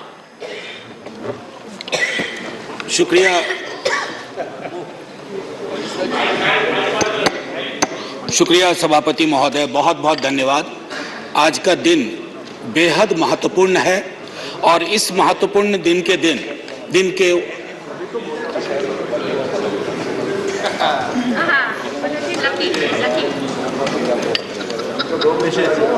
नहीं शुक्रिया madam मेरी शुभकामनाएं स्वीकार करें। मैं यहाँ से बोल रहा हूँ, इधर मैं यहाँ से बोल रहा हूँ। शुक्रिया, बहुत अच्छा अवसर है कि आप यहाँ आई हैं। कितनी खुशी हो रही है बता नहीं सकता। आज सुबह माननीय सभापति महोदय ने कहा था कि ह्यूमर वगैरह हमारी जिंदगी से चला गया, तो मुझे स्मरण है ये किताब में एक ही किताब लेके आया हूं। ऐसी 5 किताबें हैं कॉन्स्टिट्यूएंट असेंबली डिबेट्स की, तो इसमें सर ऐसी 5 किताबें हैं कॉन्स्टिट्यूएंट असेंबली डिबेट्स। सो माननीय उपसभापति जी, एक मिनट प्लीज। माननीय उपसभापति जी, 75 कैसे बनाया जा रहा है मेरी समझ में नहीं आ रहा है, क्योंकि अगर हम कॉन्स्टिट्यूएंट असेंबली से 75 जोड़े तो 2021 में पूरा होता है, अगर आजादी से जोड़े तो 2022 में पूरा होता है, और अगर पहली लोकसभा से जोड़े तो वो 2027 में पूरा होता है। तो ये 75 की गणना कहां हुई, किस ज्योतिषी ने की मुझे नहीं पता। मेरे हिसाब से 75 नहीं है, लेकिन 75 वाली फील में अपनी बात रखूंगा। हाँ, तो माननीय उपसभापति जी, हुआ यूं कि सरोजिनी नायडू जी को बुलाया गया बोलने के लिए संभवतः 11 दिसंबर 1946 को। कम लोगों को यहां पता होगा कि सरोजिनी नायडू जी बिहार से चुनकर संविधान सभा में आई थी। तो उनको चेयरमैन साहब ने कहा कि अब बुलबुले हिंद, नाइटिंगेल ऑफ इंडिया आएंगी, लेकिन कविता में अपनी बात कहेंगी, प्रोज में नहीं कहेंगी। उन्हें थोड़ा बुरा लगा, मजाक में ही सही। उन्होंने कहा कि आपका ये व्यवहार, आपका ये कहना अनकॉन्स्टिट्यूशनल है। तो उन्होंने कहा नहीं, फिर भी सुनाना होगा। तो उन्होंने एक चीज सुनाई जो मैं पेशे नजर कर रहा हूं माननीय सभापति जी को। सुबह बड़ी बेसब्री से वो कह रहे थे कि ह्यूमर चला गया, तो उन्होंने सुनाया कि बुलबुल को गुल मुबारक, गुल को चमन मुबारक, रंगीन तबीयतों को रंगे सुखन मुबारक। तो ये मैं ये बता रहा हूं कि ये हमारा ध्येय था। अब सुबह चर्चा की, हमारे लीडर ऑफ द हाउस ने बड़ी खूबसूरत चर्चा की और जिक्र किया सर्वपल्ली राधाकृष्णन का। यहां है, यहां ठीक सामने सर्वपल्ली राधाकृष्णन। उन्होंने एक बात कही थी और मैं वो श्लोक पढ़ना चाहता हूं। मृदुना दारुणं हंति मृदुना हंत्य दारुणम, मृदुना दारुण हंति मृदुना हंत्य दारुणम, ना साध्यं मृदुना किंचित तस्मात् तीव्रतरं मृदु। इसका आशय यह है माननीय सभापति उप सभापति जी कि अग्रेशन से, अग्रेसिव बिहेवियर से आप चीजें हासिल नहीं कर सकते। इस देश में मेरे विद्वान साथियों ने उधर से उपलब्धियां गिनाई, हमारे कुछ विद्वान साथियों ने यहां से कमियां गिनाई। मैं दोनों के बीच में चुनौतियां गिनाना चाहता हूं। चुनौतियों की वजह से आज हम यहां हैं, और सिर्फ हम ही नहीं हैं, 140 करोड़ लोगों का यह भवन है, चाहे नया वाला हो या पुराना वाला हो।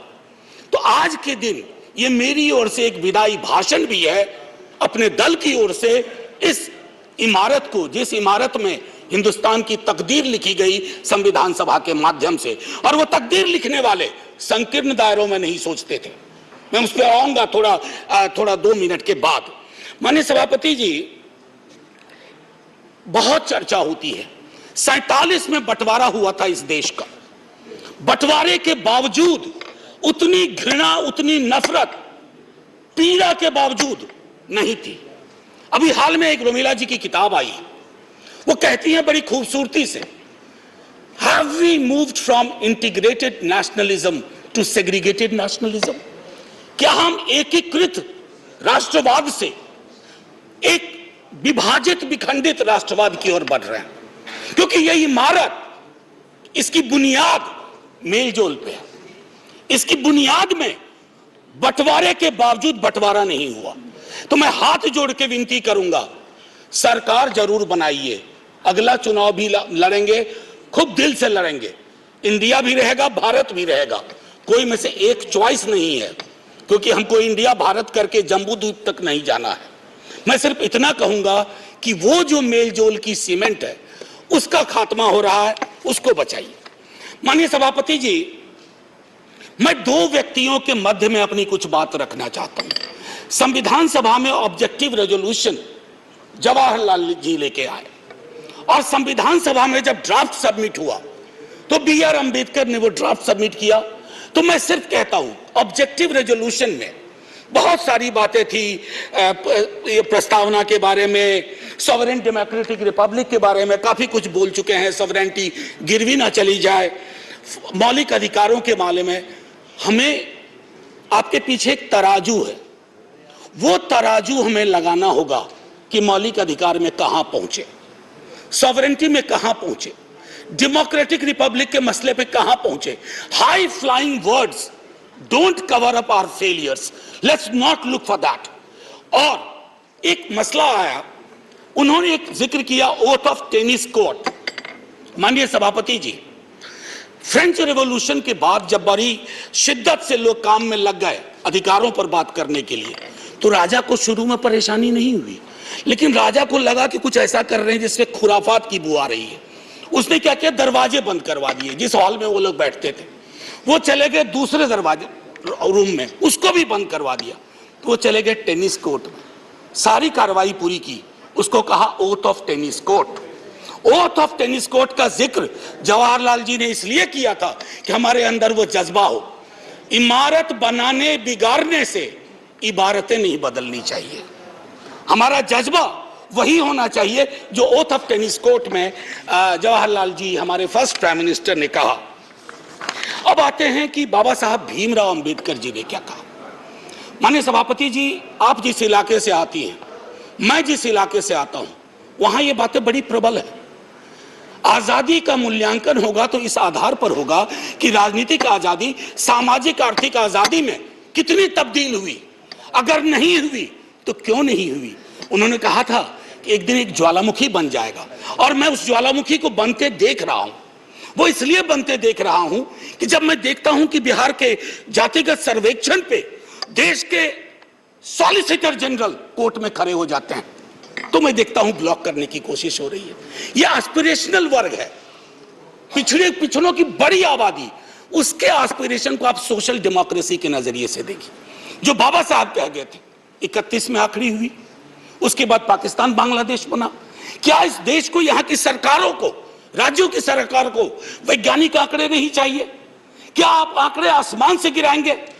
मैं समझता हूं आज के दिन यह भी हमें सुनिश्चित करना होगा कि हम इन आंकड़ों को लाएं, उसके आधार पर अपनी नीतियां तय करें।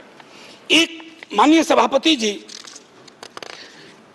अंबेडकर साहब दो और चीज कह के गए, प्रिवेंटिंग टिरनी ऑफ मेजॉरिटी। मैं बार बार इस सदन में कह चुका हूं कि मेजॉरिटी बेहद आवश्यक चीज है, मेजॉरिटी के बिना सरकार नहीं चलती है, लेकिन मेजॉरिटी और मेजॉरिटेरियनिज्म में फर्क है। यह फर्क अगर हमारी सरकार भूल जाती है तो बहुत बड़ी पीड़ा होती है। जब मेरे मित्र ने कहा, मैं अक्सर देखता हूं हम जैसे लोग छोटी आलोचना भी करते हैं, छोटी मोटी आलोचना जो कभी व्यक्तिगत नहीं होती है। आप कहते हो कि पाकिस्तान चले जाओ, अरे कभी देखा भी हो कितनी जगह है वहां का भूगोल क्या है? इतने लोग नहीं अट पाएंगे।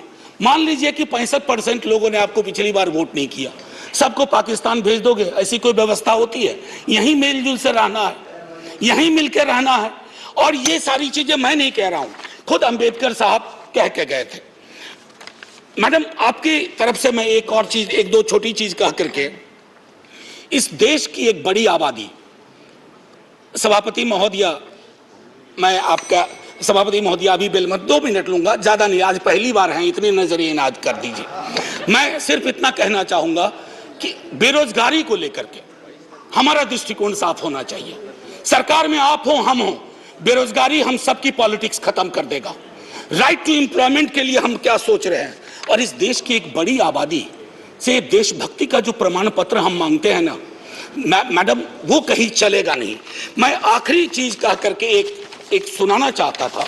मैं इसलिए कहता हूं, एक घर में 5 सदस्य हैं, उसमें हर 5वां सदस्य उस आबादी का है।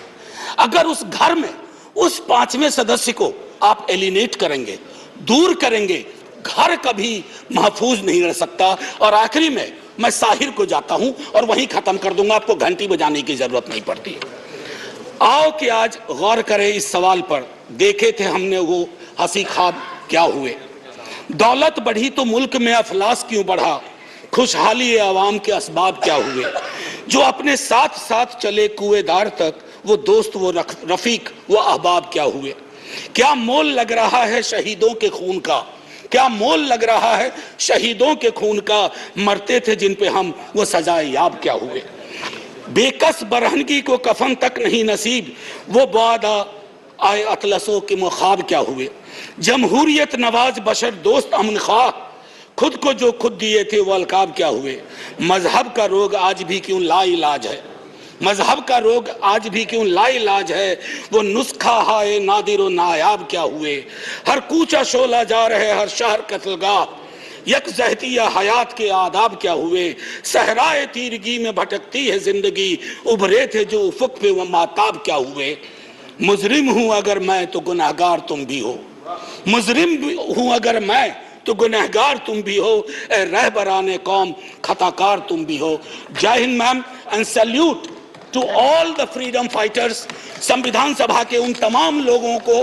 और मैं चाहूंगा कि सेंगोल के बगल में एक बड़ी आकृति में इनकी तस्वीरें वहां लगाई जाएं और हमें प्रेरणा देते रहें। जय हिंद। धन्यवाद।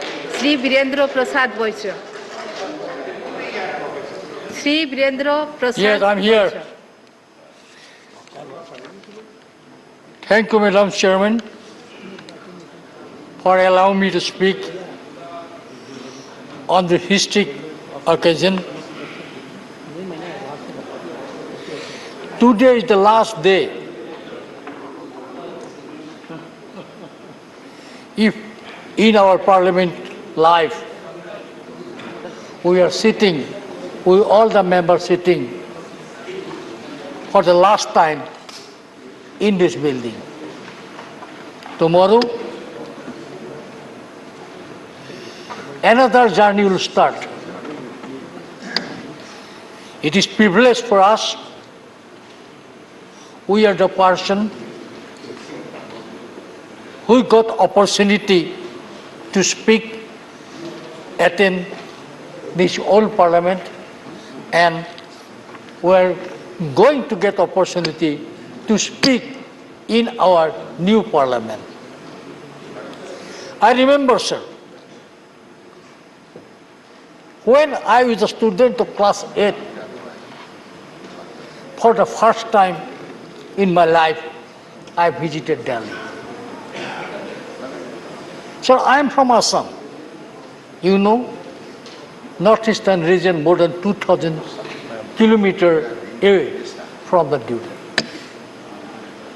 Definitely, as a school student, I visited here, and we are traveling all the important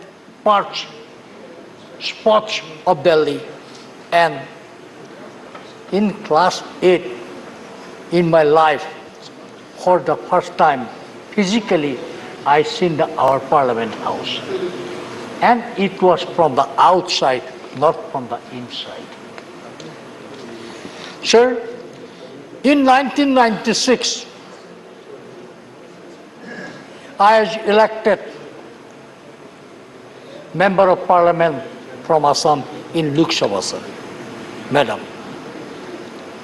In class 8, physically I have seen the Parliament House from the outside, and in 1996, physically for the first, I entered this house as a Member of Parliament.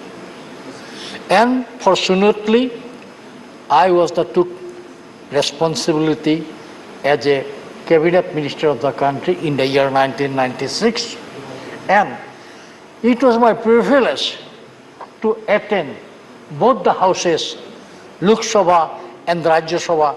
Although I was a member of Lok Sabha, but as a minister, I was attended this house also. It is painful, no doubt. From tomorrow, we are not here. But we are jubilant also. We are privileged, we are lucky. From the next day, tomorrow, we are going to attend the new Parliament House with modern art and technology. The Parliament has a long history. I remember many things. This is the Parliament, this is the building where first Indian financial budget was passed by then Prime Minister Jawaharlal Nehru. Again, I am speaking, I remembering, when China attacked my country, my motherland in 60s, then Prime Minister Jawaharlal Nehru given goodbye people of northeastern region from India. This is the sentiment of us. This is the sentiment of. After then, many things was discussed inside this parliament building. When China came to near to Tezpur, China came up to Bombila. People of Assam, people of northeastern region, especially Arunachal people, they are crying. We are not equipped to fight against China. And at that time, Assam was given farewell goodbye to then Prime Minister Jawaharlal Nehru. But sir, after 61 session was assembled, at that time I salute great parliamentarian of India, great parliament from Assam, Hem Barua, who had fought for Assam and who have given one to the government from this house. Sir, this parliament also equally witness of imposing emergency in our country. Because for the first time emergency was declared, evoked in our country. And at that time, Parliament was not functioning, Parliament was dissolved. Our Honorable Prime Minister always says, India is the mother of democracy. Yes, Prime Minister is very right, India is the mother of democracy. But one thing, Shantanu Sanjay, you should remember, but historians said, ancient Greece was the first country of the world who revoked democracy. But this is not correct. This is not correct. In Bihar, first Indian democracy started in Vaishali. It was started in Vaishali, not 500 years ago. It was started 600 years ago. And Vaishali of our country is the first place of democracy started, where in Vaishali town, it was 600 years ago, 707,000 people, locally elected people, selected people, sit together to make a decision, and this is the first democratical decision of our country. Madam, we are going to new house today. This house will be the witness of modern technology, modern art. We hope, we believe in coming house where we are going to tomorrow will bring more important law for our country, for develop our country, and financially to improve our country. Many more discussion will take place. I remember, I have seen very, very important person, dignitaries functioning in this house. Just 2 minutes, then I come. 1 minute. Okay, just 2 minutes. I remember K.K. Narayan as a vice president of our country who shared the house. I remember Pharaoh Singh Shekhawat. I remember Hamid Ansari. I remember Venkaiah Naidu for their contribution to our parliamentary democracy. Especially, I must speak one thing from my heart. I salute Venkaiah Naidu because from this year, always Venkaiah Naidu encouraging all the members of the House to speak their mother tongue. He was a very knowledgeable person. Always he encouraging about the mother tongue. Definitely Venkaiah Naidu has a great, great contribution to this House. Equally, our present chairman also always given us guidance, speaking about our history, especially in the legal side, he always given us the guidance. Ma'am, I remember, if I'm not speaking, this is not fair. I have got opportunity to witness the speech of Bajpayee, budget presentation of Pranab Mukherjee. Wonderful oratory personality of Madam Sushma ji. Learned speaker Arun Jaitley ji. I am learned many things from these people, sir. Ma'am, I remembering my first day in the life when I was a student of class 8. I have seen this parliament building from the outside.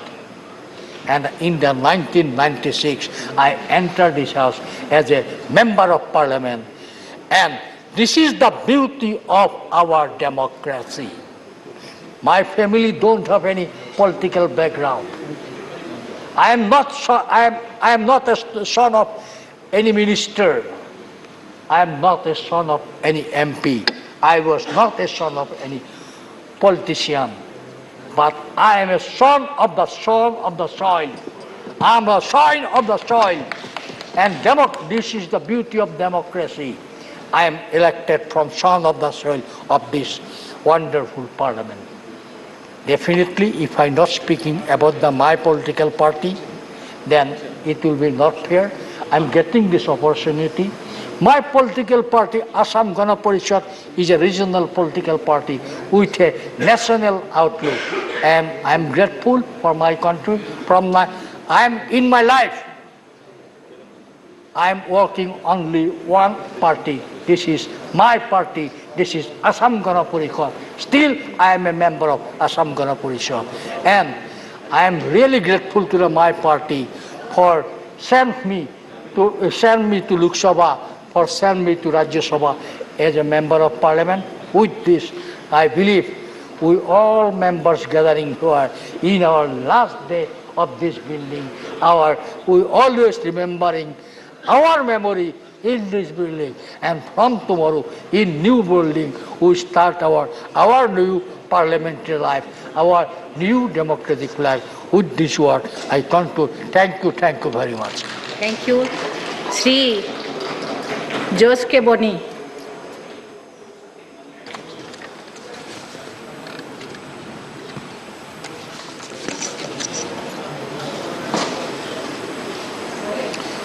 So today we gather here to reflect upon an extraordinary journey, more than 70 years of Indian Parliament.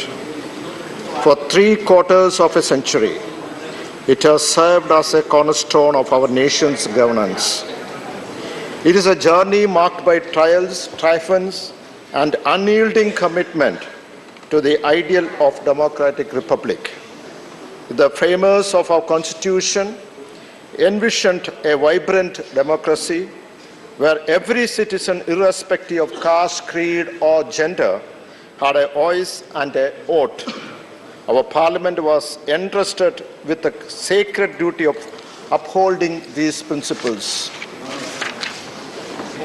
In last 7 decades, many Latin American and Afro-Asian countries sailed along with us, sank and disappeared. Even the mighty USSR and the entire Eastern European nations collapsed like a palace of cards. But we keep on sailing because of the most of our ship, the flag of parliamentary democracy flutters.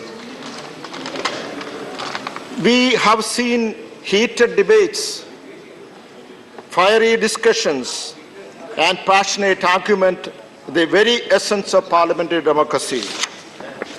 Over the years, it has played a pivotal role in shaping India's destiny.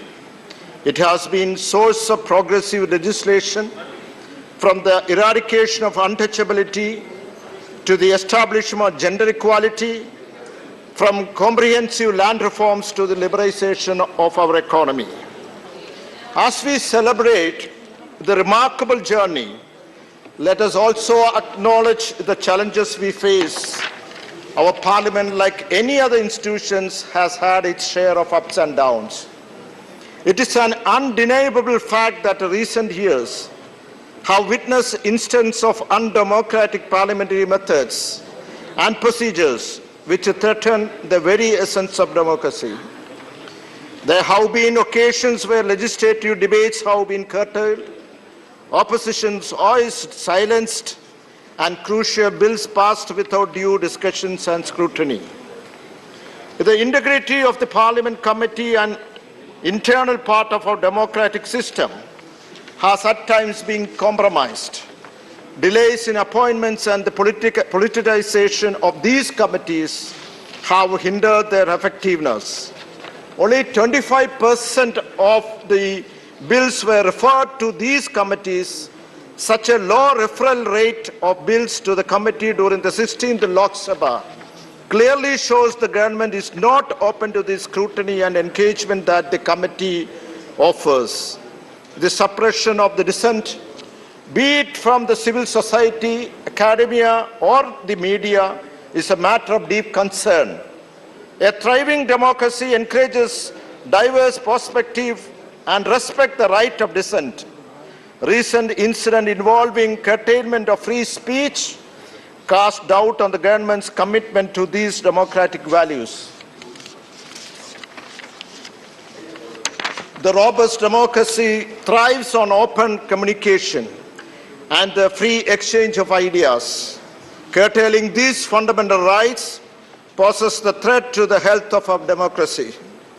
With the inauguration of the new Parliament building, let us anticipate a transformative shift in our engagement with this paramount institution. May this symbol of progress empower us all to become the collective voice of the people of our nation, steering our democracy towards a brighter and more inclusive future. May our Parliament continue to be the beacon of hope and the voice of the people for generations to come. Thank you. Mr. Praful Patel. Thank you, Chairman Sir. I get up to speak probably for the last. I get up to speak probably for the last time in this very august building, and how can you be so sure? Well, I said probably, and I'm sure we are all filled with a sense tomorrow of. We are meeting Dr. Keshav, therefore I'm saying. And of course we are all. Me and Praful Patel go together in Parliament as members of 9th Lok Sabha. So we have all assembled here, sir, and obviously this is a feeling and a sense of nostalgia.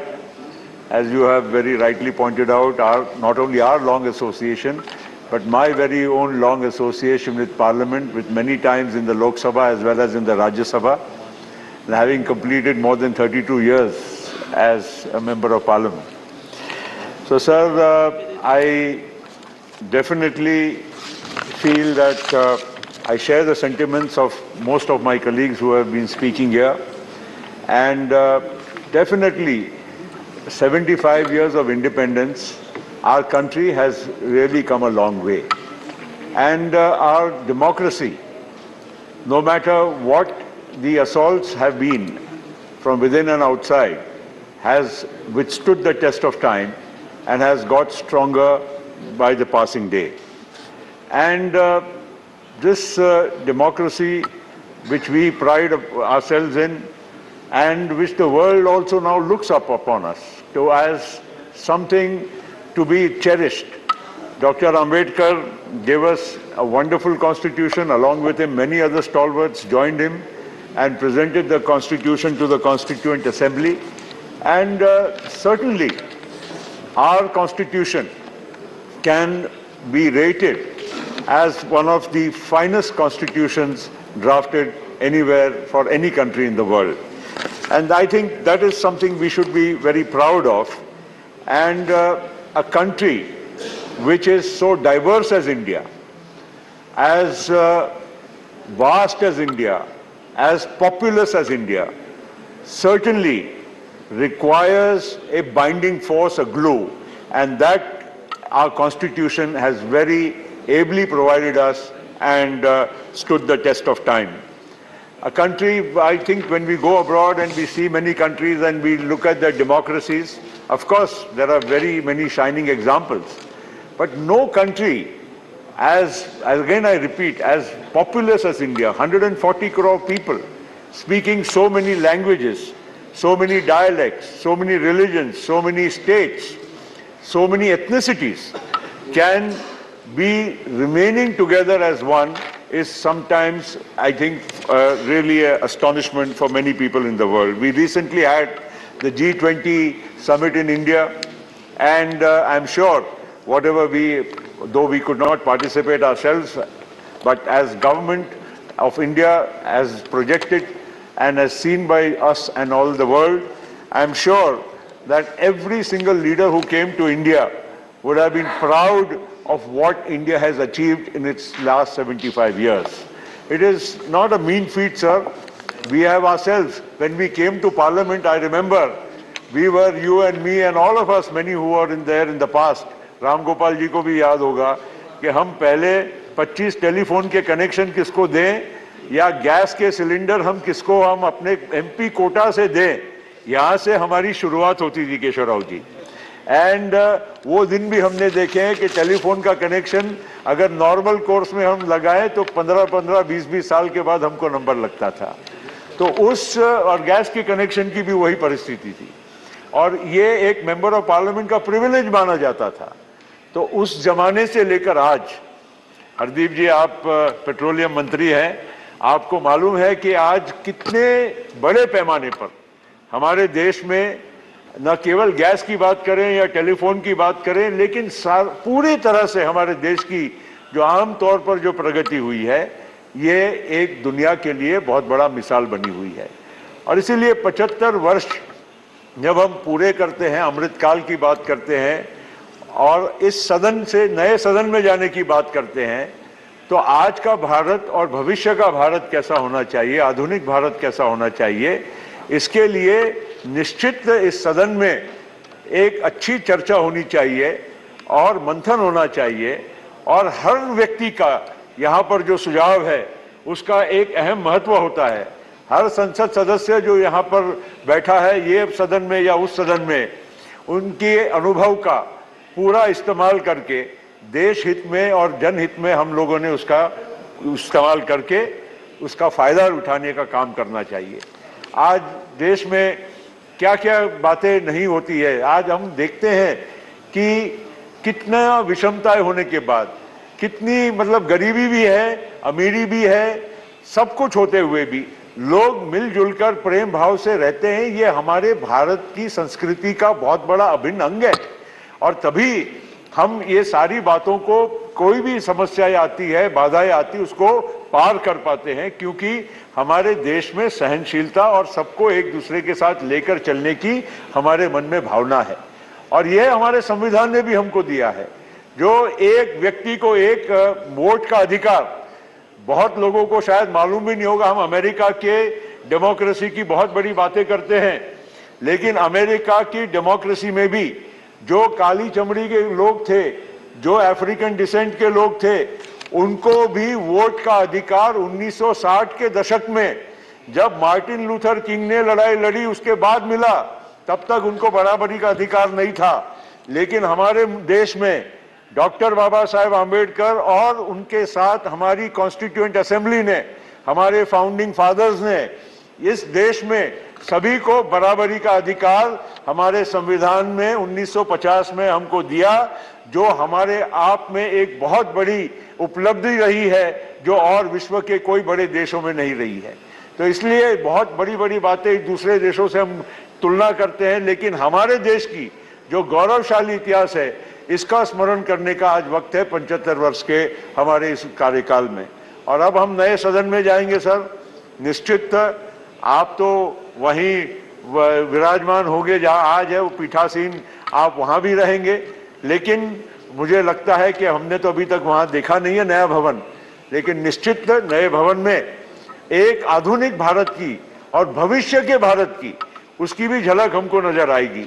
एक और हम चंद्रयान पहुंचे, एक और हम हमारे देश में इतना तंत्र और विज्ञान का आज उपयोग कर रहे हैं।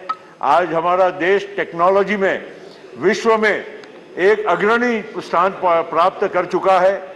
अमेरिका की और विश्व की बड़ी बड़ी जो कंपनी है, टेक्नोलॉजी कंपनी है, उन सारे कंपनीज के जो प्रमुख लोग हैं, वहाँ के प्रमुख इनोवेटर्स हैं, साइंटिस्ट हैं, वो हमारे भारतीय हैं। ये हमारे लिए बहुत बड़े गर्व की बात है। और ऐसे एक आधुनिक युग में जब हम जा रहे हैं और भविष्य के भारत का और नए भारत का सपना जब हम देख रहे हैं, नौजवान भारत का सपना देख रहे हैं, तो निश्चित नए सदन का भी एक अहम उसका एक महत्व रहेगा। और मुझे विश्वास है कि आपके नेतृत्व में हमारे सदन का सुचारू रूप से नए सदन में भी कामकाज जारी रहेगा और नए सदन के माध्यम से हमारी जो देश की जो युवाओं की और भविष्य की पीढ़ी की जो आकांक्षा है, अपेक्षा है, उसकी जरूर पूर्ति होगी। इसी विश्वास के साथ हमारे देश के 75 वर्ष पूरे हुए, हमारे देश के लोगों को और हमारे देश के प्रधानमंत्री जी को बहुत बहुत बधाई देते हुए मैं अपने 2 शब्दों को विराम देता हूं।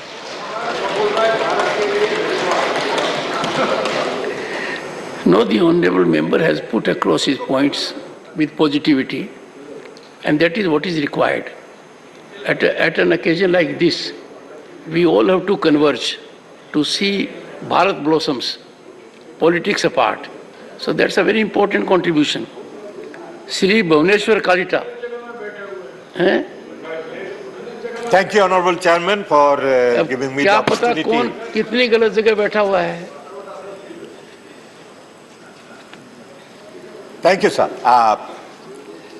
for giving me the opportunity to speak on this historic occasion of Rajya Sabha, to speak on the parliamentary journey of 75 years, starting from Samvidhan Sabha.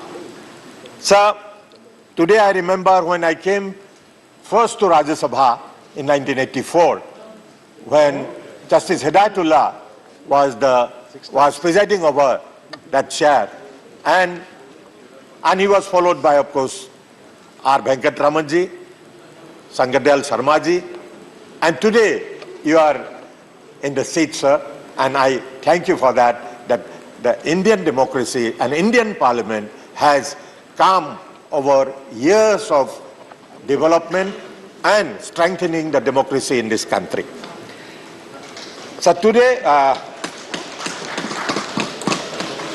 I congratulate the new Vice Chairman for taking up the chair. Thank you.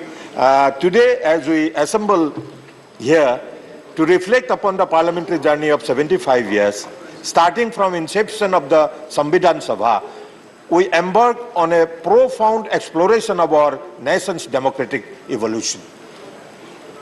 This remarkable journey has been marked by achievements, experiences, memories, and invaluable lessons that have not only shaped our parliamentary institutions, but have also left an indelible imprint on the course of our nation's history. Madam Chair, while speaking on these 75 years of our journey, we must remember about some of the key milestones in the history of Indian Parliament.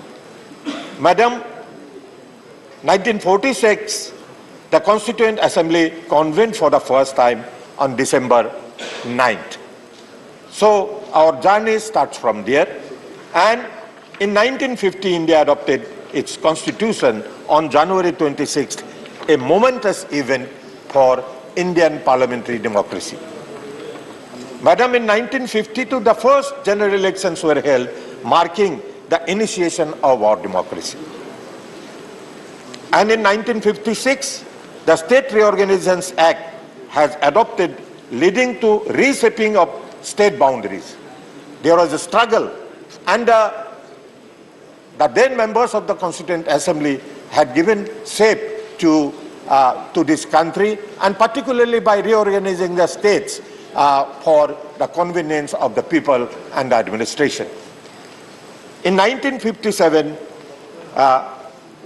with the second general election, the things have started moving, and in 1961, Goa, Daman and Diu were new states where the new states got liberation.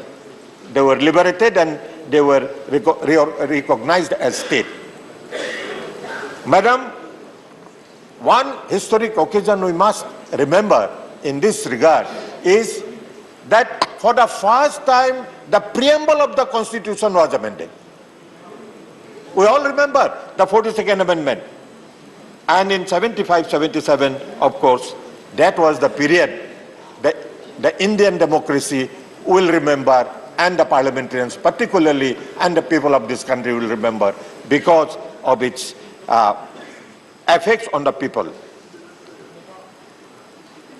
Madam, in 1986, a historic bill was passed, the Muslim Women Protection of Rights on Divorce Act was enacted. This is one historic legislation where the women of all religion, all communities were given equal power, and that equal power and equal opportunity and equal right. So this one we must remember during the discussion of this in this debate. And the economic liberalization came in 1991 during the Prime Ministership of P.V. Narasimha Rao ji. And today we are step by step we are ahead to liberalize the economy and the benefits of the economy reaching to the poor and vulnerable sections because of that. And today the country is progressing. The country has got remarkable progress in the economic field, where today India is considered as the 5th largest economy in the world. And very soon, our Honorable Prime Minister has publicly announced that within next few years, India will be one of the 3 top economies of the world. Madam, another remarkable event during the progress of this democracy, during the progress of Parliament, was the GST. The GST was Goods and Services Tax was implemented and streamlining the taxation system. One nation, one tax was the motto, and today we have seen that the national exchequer is enriched by GST, and remarkable tax collection has been made, and which is helping the development of this country. So I remember, and the country will remember this GST taxation for the benefit and for the progress of this country. Madam, one nation, one tax. But till 2019, this country had 2 constitutions, 2 flags, and this was possible to make one nation, one flag, and one constitution by the amendment brought by and the abrogation act of Article 370, which was brought in 2019, which has, we can be proud of being one nation, one flag, and one constitution. And I congratulate the government for that. Madam, I did not disturb you, although you said certain objectionable thing, including balkanization of the country. So please don't do that. And Madam, the great thing, the great war that India fought was the COVID-19 pandemic.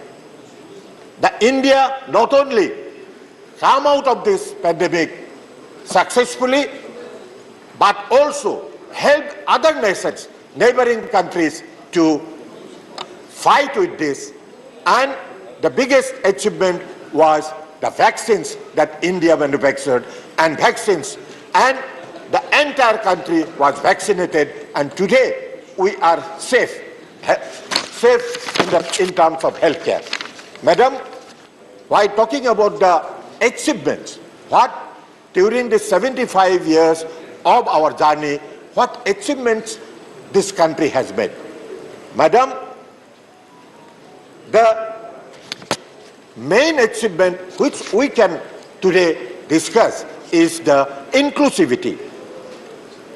This efforts towards inclusivity, one of our speaker was giving an example with the senior leader that it is not only India, other parts of the world also had the inclusivity in terms of women representation.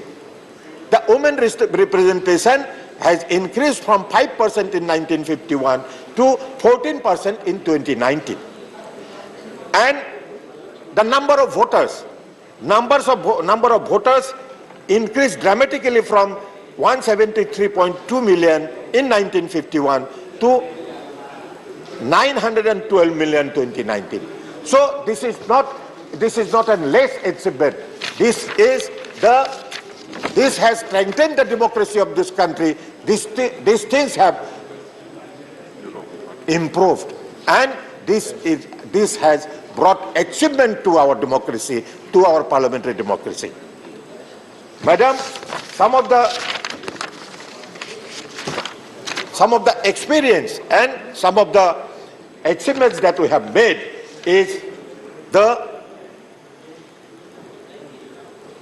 2023 where we are today. Today we are sitting here in the Rajya Sabha chamber, and some of our members have become emotional also that maybe from tomorrow we will be going to the new building. This new building is that we have to cross a line. Up to this 75 years, we have achieved a lot. But from here, we have to make a leap forward so that this country becomes the developed economy. So next 25 years, in the new building of Parliament, we are having our Amrit Kal, where India will reach in the line of developed nation. So that will be our effort, and every one of us should make our efforts in our own way. Every Indian, every single citizen should make their own effort to make this country a developed nation by 2047, when we will be completing our 100 years of Indian Parliament and Indian democracy. So,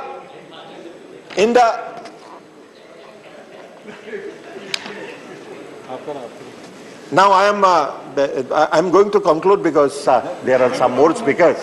They are also, and this special station is today convened to commemorate the 75-year of journey of our Parliament.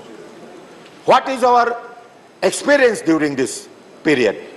Sir, Madam, to conclude my speech here, I want to say that our journey through parliamentary evolution of India over past 75 years has been one of both reflection and insight. While we have witnessed certain challenges and shifts in the parliamentary dynamics, it is essential to recognize the significant efforts made to foster inclusivity within our democratic institutions. The rise of women's representation, the active engagement of citizens in public debates, the crucial role of parliamentary committees, and the passage of legislation aimed at social welfare and labor rights are testaments of our commitment to inclusivity. Madam, as we commemorate the key milestones in the history of the Indian Parliament, we are reminded of the enduring spirit of our democracy. From the adoption of Constitution in 1950 to the recent inauguration of a new Parliament building in 2023, these events signify our nation's growth, resilience, and adaptability in the face of challenges. As we move forward, Madam, it is imperative that we continue to uphold the principles of democracy, inclusivity, and transparency that have been the cornerstones of our parliamentary democracy. By learning from our past and embracing the opportunities of the future, we can ensure that our democratic institutions remain robust and responsive to the ever-changing needs and aspirations of our diverse and dynamic nation. Let us celebrate this journey, Madam, Let us celebrate this journey with pride and commitment to a more inclusive and vibrant future for Indian democracy. Thank you, Vice Chair, for giving me the opportunity. Thank you very much. माननीय सदस्य Vikramjit Singh Sawhney.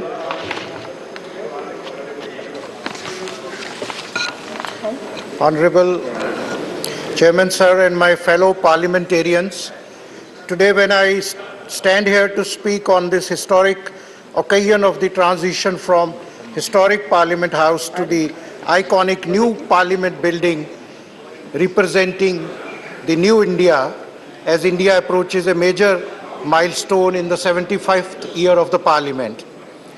Ma'am, Parliament House is not just a building of brick and mortar, whereas it is a living institution which has to be safeguarded and embrace the idea of India.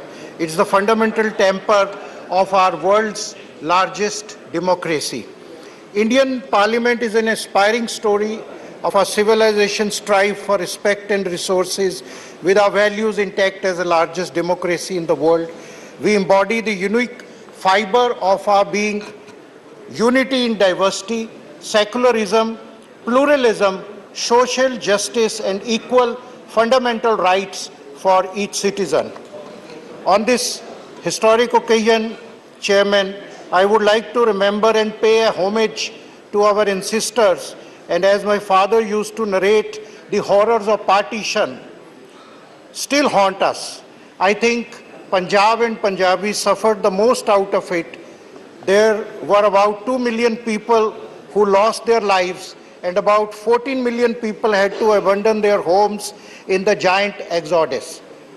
लाखों लोग बेघर हो गए और उन्होंने भारत को, इंडिया को, भारत अपनी मातृभूमि को अपनी जन्मभूमि माना और अपना सब कुछ, अपना कारोबार, अपने बर्तन, अपना जायदादें, अपना सब कुछ छोड़ के लाखों पंजाबी सफर करते हुए भारत को चुना, भारत को माना और फिर as a refugee they started their career और फिर रेफ्यूजी से बिल्डअप किया।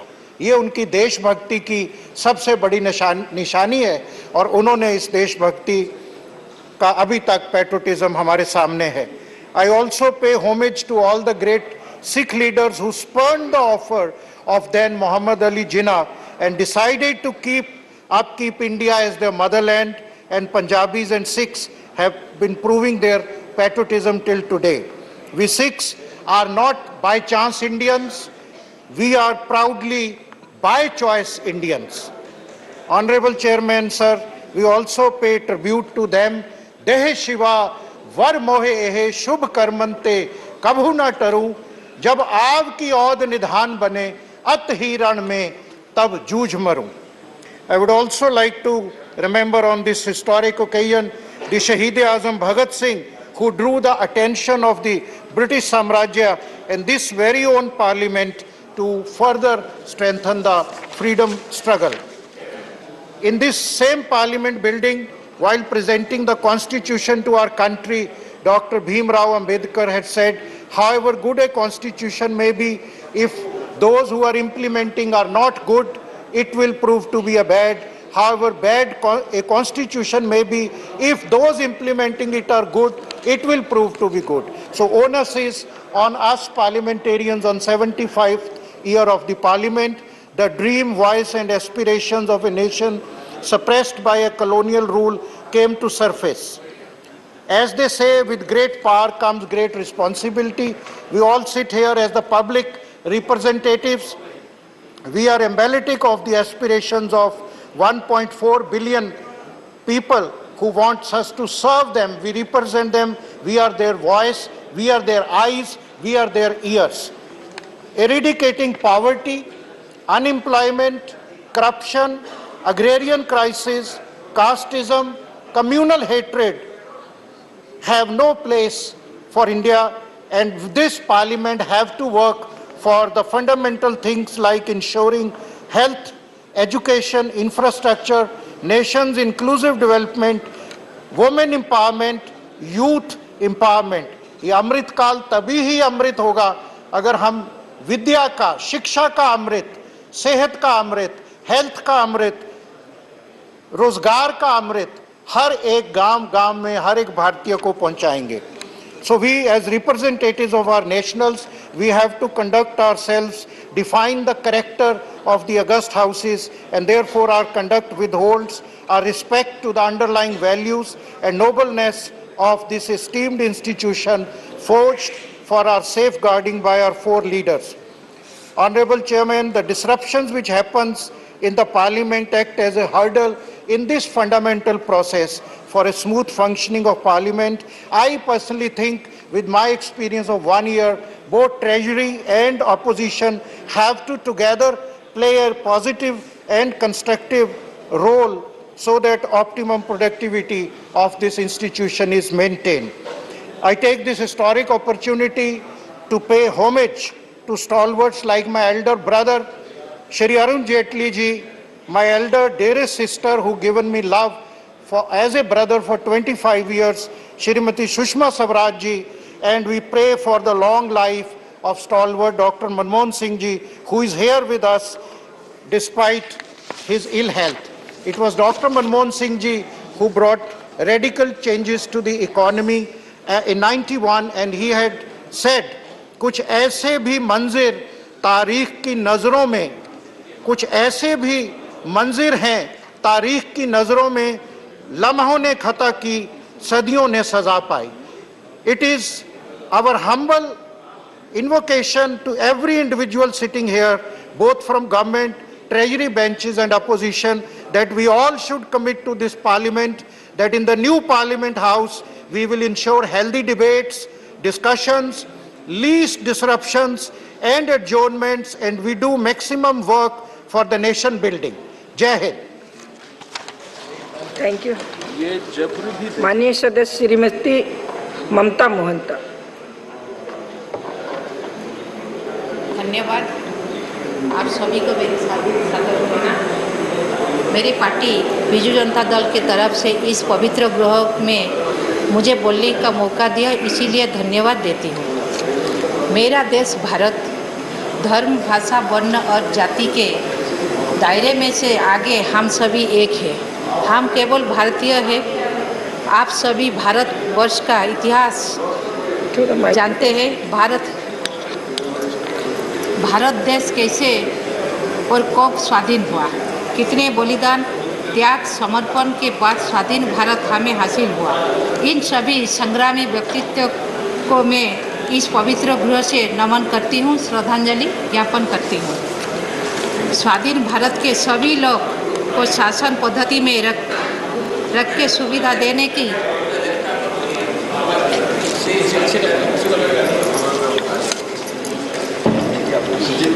स्वाधीन भारत के सभी लोग को शासन पद्धति में रखकर सुविधा देने की समय में देश को संविधान की आवश्यकता पड़ी, जो सभी भारतीयों को समानता प्रदान करे.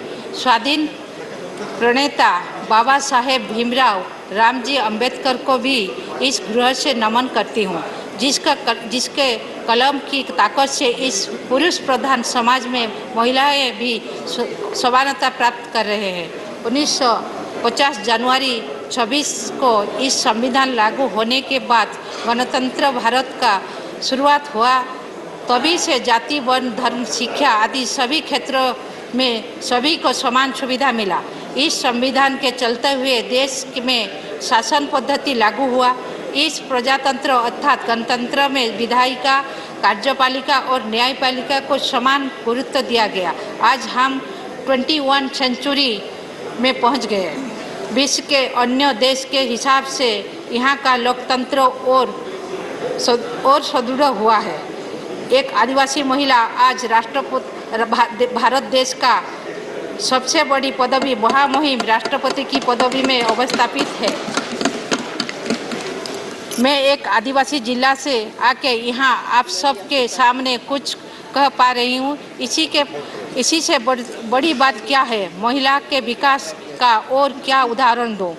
आज अगर आप कहीं भी जाओ तो ज़्यादातर इलाका में महिला जिला कलेक्टर, जिला एसपी, महिला सरकारी कर्मचारी ज़्यादा पाएंगे. शिक्षा क्षेत्र में आप देखें IIT, IIM, MBBS, यूपीएससी सभी क्षेत्रों में महिला को दबदबा है। भारतवर्ष में 700 से ज़्यादा आदिवासी वर्ग है। भारत के 8.6% इनका संख्या है। आज के हिसाब से संख्या बढ़ गई है। देश गठन के समय से ही इस वर्ग को गुरुत्व दिया गया है। सभी राज्य आदिवासी वर्ग के सामाजिक आर्थिक विकास तथा उनका संस्कृति की सुरक्षा, भाषा की सुरक्षा दिया जा रहा है। उनके विकास के लिए स्वतंत्र मंत्रालय बनाया गया है। सबसे बड़ी बात है कि उनकी भाषा में उन्हें शिक्षा दिया जा रहा है। लेकिन आदिवासी संप्रदाय के आंचलिक भाषा को सुरक्षा देते हुए प्राथमिक शिक्षा व्यवस्था में शामिल करना जरूरी है और संविधान के 8वें परिच्छेद में शामिल करना आवश्यकता है। शिक्षा क्षेत्रों में भारत के पावन भूमि से चांद तक का यात्रा ही सबसे बड़ी उदाहरण है। यहाँ कितने विश्वविद्यालय, वैश्विक विश्वविद्यालय, भेषज विश्वविद्यालय समेत कितने अनुष्ठान हैं। यहाँ से लाखों संख्या में विद्यार्थी निकलते हैं जो देश विदेश में भारत का नाम रोशन करते हैं। इस देश में 77% से ज़्यादा शिक्षित है, 84% से ज़्यादा महिला और 71% से ज़्यादा पुरुष शिक्षित है। और कृषि क्षेत्र की बात कहूँ तो यहाँ 60% किसान हैं जिनको हम भगवान मानते हैं, क्योंकि ये लोग हमें 2 वक्त के खाने के व्यवस्था में जुटे हैं। सरकार भी इन किसानों के लिए बहुत योजना बनाए हैं। प्रति वर्ष स्वतंत्र बजट किया जाता है। स्वास्थ्य क्षेत्र में भी बदलाव आया है। सभी रोग का इलाज तुरंत हो पा रहा है। गमनागमन, शिल्प, टेक्नोलॉजी, विज्ञान क्षेत्रों में हम बहुत आगे हैं। आज हमारा देश बहुत आगे है। इन नए संसद गृह से भारतवर्ष का नया इतिहास लिखा जाएगा। सबको बधाई देकर मेरा वक्तव्य रखती हूँ। नमस्कार। Doctor Amar Patnaik, sometimes it is very good to catch someone off guard. Then the productivity and contribution is more genuine and authentic. Okay. Go ahead. Thank you, sir. Thank you, Chairman, sir. So it's actually indeed a privilege for me to be present here, speaking about 75 years of Parliament, of the largest and one of the most diverse democracies of the world. It's no mean feat, sir, that parliamentary democracy has flourished in this country because of this Parliament. What is currently happening or is about to happen is that we would be moving in a symbolic fashion from old to the new, from new to the aspirational, and from a democracy which was marked by bills and acts which laid the foundation, or which will be the foundation for several such new bills and acts in the future in the new building. Sir, I would like to speak about a speech which Dr. Ambedkar made in the Law College of University of Delhi way back in 1948. He says, there could be no doubt that one of the countries which could boast of a great ancient civilization was India. It had parliamentary institutions when people of Europe were mere nomads. It is not that India did not know what is democracy. There was a time when India was studded with republics, and even where there were monarchies, they were either elected or limited. It is not that India did not know parliaments or parliamentary procedure. A study of the Vinaya Pitaka and the Buddhist Bhikshu Sanghas discloses that not only there were parliaments, for the Sanghas were nothing but parliaments, but the Sanghas knew and observed all the rules of parliamentary procedure known to modern times. So I would concur with what other members were referring to say that democracy did not really originate in Greece, but it originated many years before in this particular land. So if we are talking about parliament, I would like to think that since we knew about the parliamentary functioning for a long time, and since we are talking about the Constituent Assembly gave us the Constitution. But it is the Parliament that helps to make the Constitution a living document by the process of amendments. And that is how each one has enabled and strengthened the other. And these amendments have actually made the Parliament, made the functioning of the Parliament closer to the socio-economic and political reality of each of the times, the entire history of this particular 75 years. So the role of Parliament, in a sense, anywhere in the world, would be fourfold. So one, to make laws, which will be evolving with the times. Second, to pass the budget. Third, to raise national, state and local issues. And number four, to hold the executive to account by various procedures of question and answer and committees and PSC and COCO and other such matters. Now, if we talk about the first and the foremost duty of Parliament, that is to make laws, I know that the Parliament has made several laws. There are more than 100 amendments which have been passed, but I would like to concentrate on a few. And those are, the first one, on the center-state relations. So the Parliament, right from the time the Constituent Assembly debates have taken place, has been cognizant of the fact that the states have a very important role to play in this, in democracy. In fact, Renuka Ray, she was a member of the Constituent Assembly, while agreeing with Pandit Kunjru, she says, it is necessary that the center should be in a position to see that provinces do not fall behind in regard to the minimum standards of development. But agreeing with Pandit Kunjru, it is also not possible for a province to administer its responsibilities in an adequate manner if its financial position is unstable or uncertain. Therefore, the Parliament's job is threefold. One, legislative relations, administrative relations, and financial relations. While on the first two front, I think there has not been much divergence except occasional allegations of center legislating on the state list. The problem has been the financial relations, the devolution of funds. And I think this is where our Chief Minister, my leader, Honorable Naveen Patnaik, has always been saying that the cess and surcharge which comes to the central kitty should be made a part of the divisible pool. I think this is what we have to look forward in the next 25 years to be happening, to make the states actually financially independent and financially sustainable to take the entire goal of the nation forward.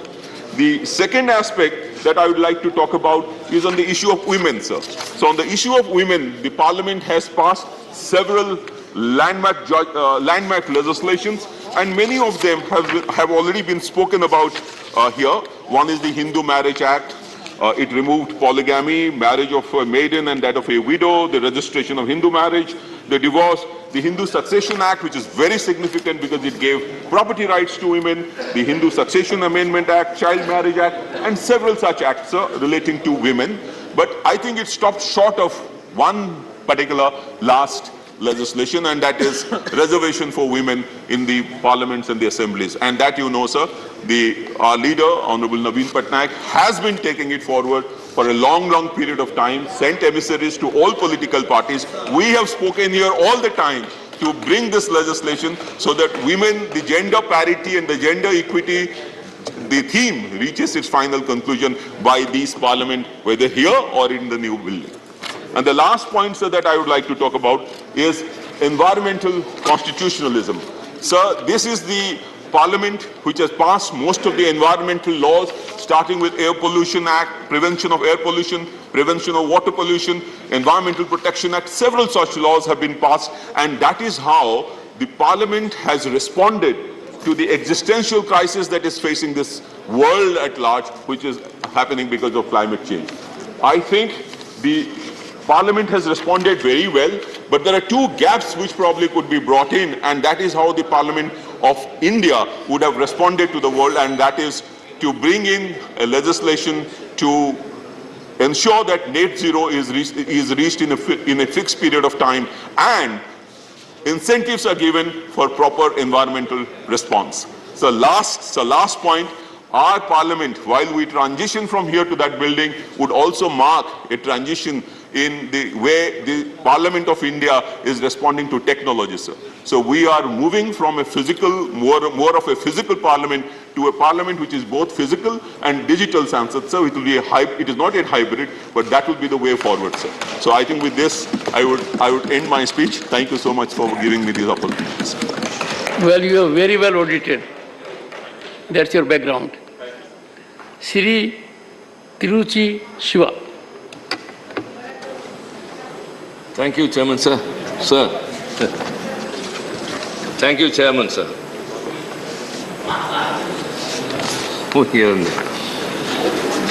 Sir, called as a special session, sir.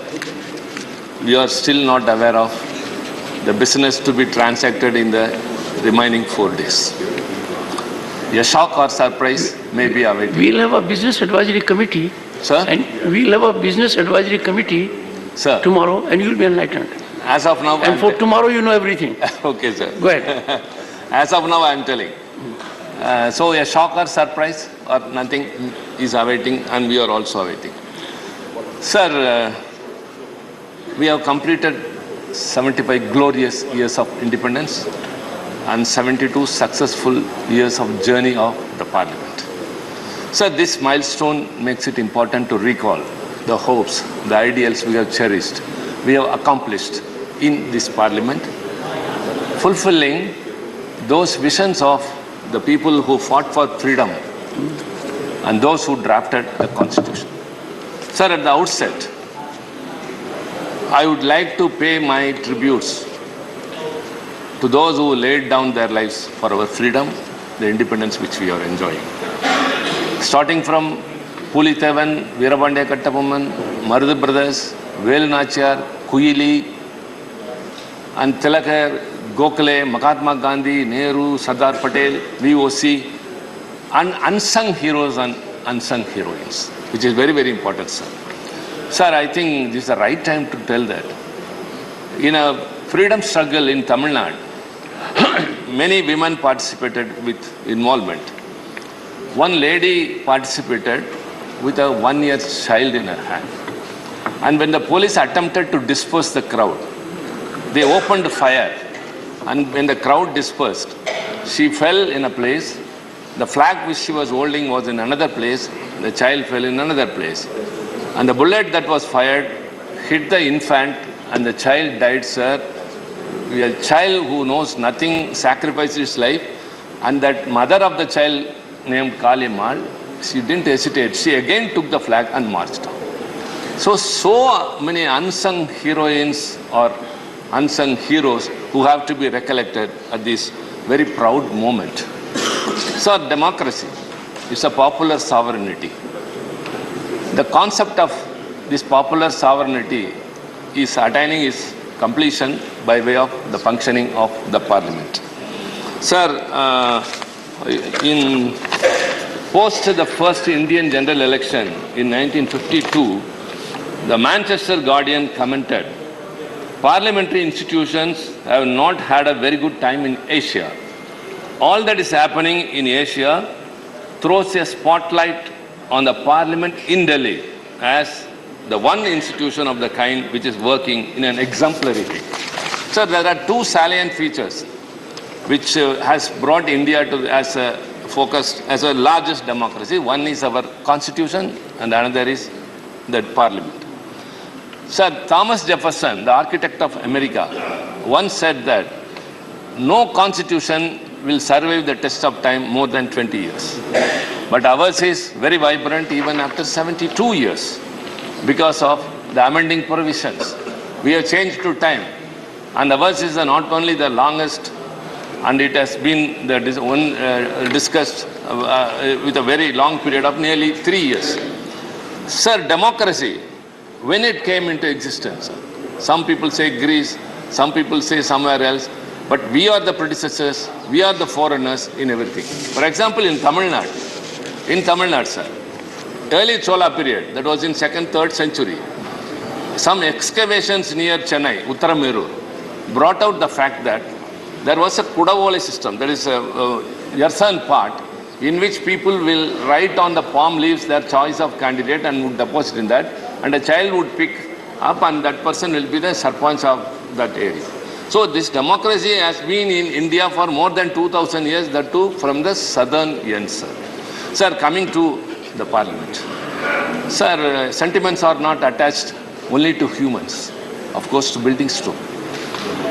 I can recollect many things.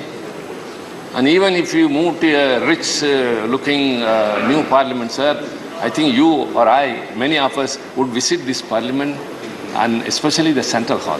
How can we forget this? How many things have happened which is in history? Sir, the foundation stone for this parliament was laid in February 1921 by Duke of Connaught. And it was inaugurated by Viceroy Irwin in 1927. 6 years it took place. Sir, we should be very happy to note that the buildings were designed by Sir Herbert Bhaskar along with Edwin Lewin, architects of the new imperial capital. That is not the issue, sir. What I would like to highlight here is the sandstone columns in our parliament is a state of the art. And it is said that 2,500 stone cutters have been employed to design the top of the parliament, and almost it took so many years. 2,500 stone cutters and masons were employed to shape the marble there. And the central hall, sir, originally it was designated to be a library. Sir, you know very well everything. And later the Constituent Assembly sat there for 4 years, from 46 to 50. And after that, sir, it's a surprise that Supreme Court had its sittings here in the central hall, till it migrated to 1958 in the present building. And this central hall has witnessed a lot. Sir, I can hear two sounds. In June 1929, they recorded the blast of bomb which was thrown by the revolutionary Bhagat Singh and H.K. Bhatt to attain freedom. And thereafter in 2001, there was a terrorist attack in the parliament which was to foil our freedom and a challenge to democracy. But this parliament withstood that, sir, thanks to the design and construction of this, as well as the security guards who were very much awake and acted to the situation. Sir, this circular shape of this parliament is a reminiscence of the Rome Colosseum, they say. So, see, I have been here for more than 2 decades, sir. I have been once in Lok Sabha and the 4th term here, sir. No other place in the world I love than this parliament premises. For many reasons. For many reasons. Sir, we have been contributing our service through this parliament. We voice out the people's aspirations. We fulfill their expectations. We redress their grievances by urging the government to understand and act. So this is it. This is the setup of a parliament. We make the government accountable. And this way we have worked a lot and have contributed, and we are setting a trend to the whole world, sir. And this central hall has seen so many. Again, sir, you know very well, it starts from Richard Nixon, then Eisenhower, then Khrushchev, sir? Many have come.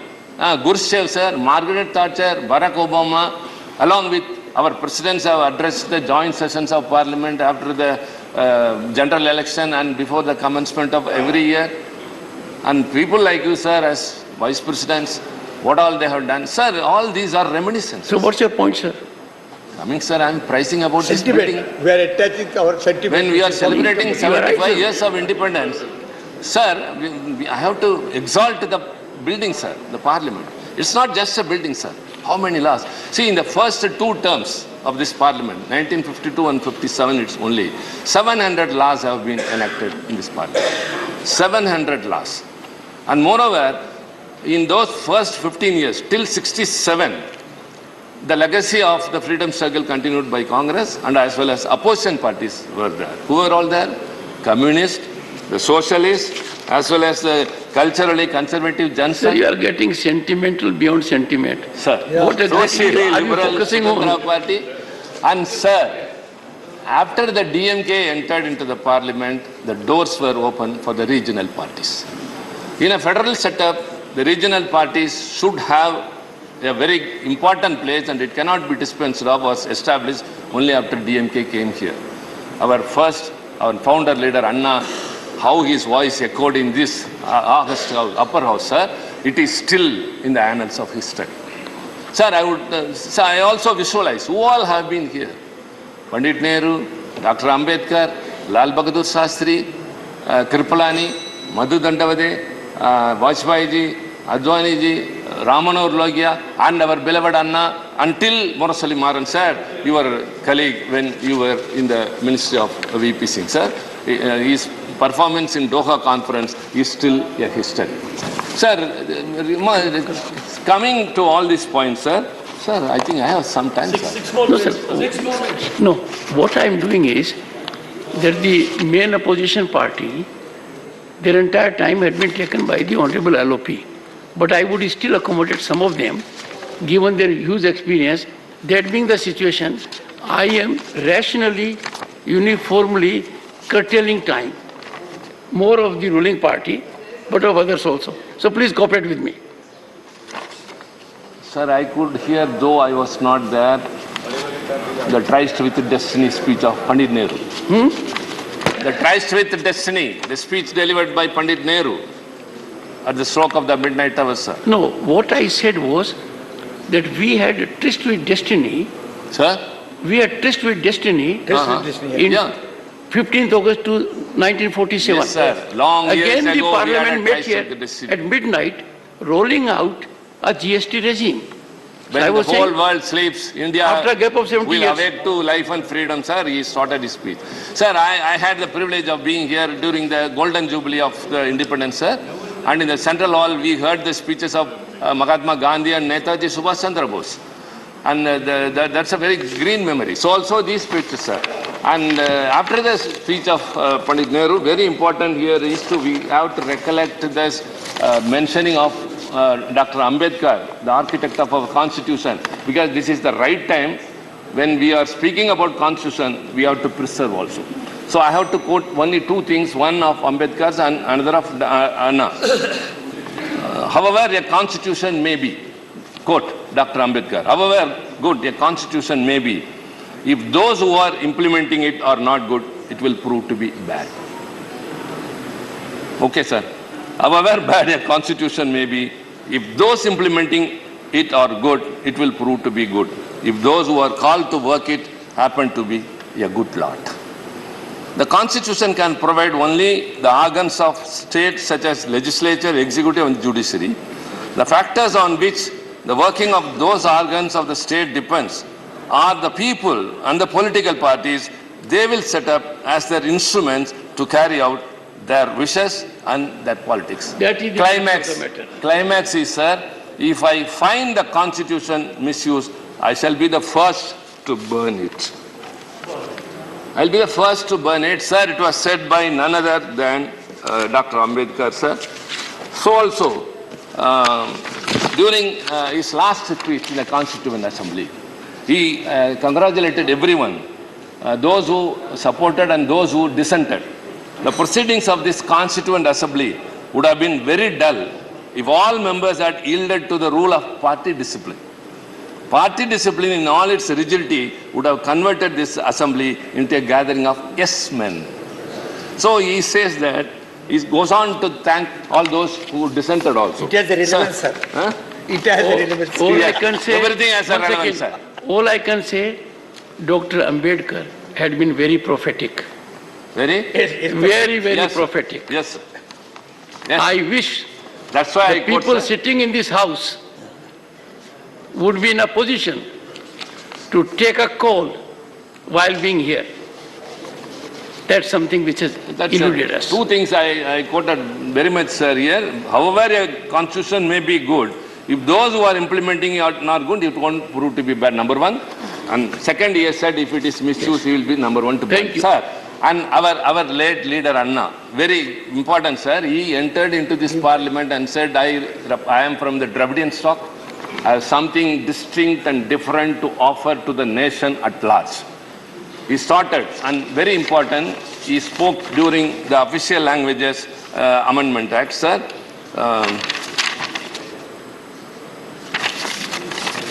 Sorry. Please conclude. Sir, sir. Yeah. If it is uniformity, quote, Anna spoke, if it is uniformity that you are going to aim at, you are not going to achieve it, come what may. This country consists of different ethnic elements, different cultural elements, and different linguistics groups. It is only unity within this diversity that we should arrive at, and not by destroying the fine niceties of this diversity, mistaking uniformity for unity. May I ask members of this House and the Prime Minister whether language alone is the cementing force needed for the unity of this country. There are regional imbalances, there are regional leanings, there are linguistic leanings. All these things have got to be bridged if you want to have a sort of unity without uniformity for this country. Unquote. Thank you. Unquote, sir. Sir, this Parliament has experienced very well. It has flourished all the diversities, sir. Our social, regional, linguistic, ethnic, religion, everything. But that has to be maintained. That is our foremost wish, sir. Sir, many things have to be observed. I don't know, sir, why you are hurrying up when you have been liberal with everyone, sir. Sri, even your time is over. Yeah, sir. Sir. Yes. Give me 2 more minutes. Let me conclude, sir. Let me conclude, sir. Sir, everyone is optimistic that when we move to the new Parliament, it's a new building, but our convention will be the same. Our functioning will be the same. We will be upholding democracy as the Constitution, whichever is our guiding light and guardian. And it is the responsibility and duty of everyone. Sir, the Parliament understands and establishes whoever is in the opposition will be the ruling party next time. So this is, of course, democracy. The Parliament understands, it has been repeated. Sir, I would like to say only one thing, sir. In the recent days, the space for the opposition is shrinking.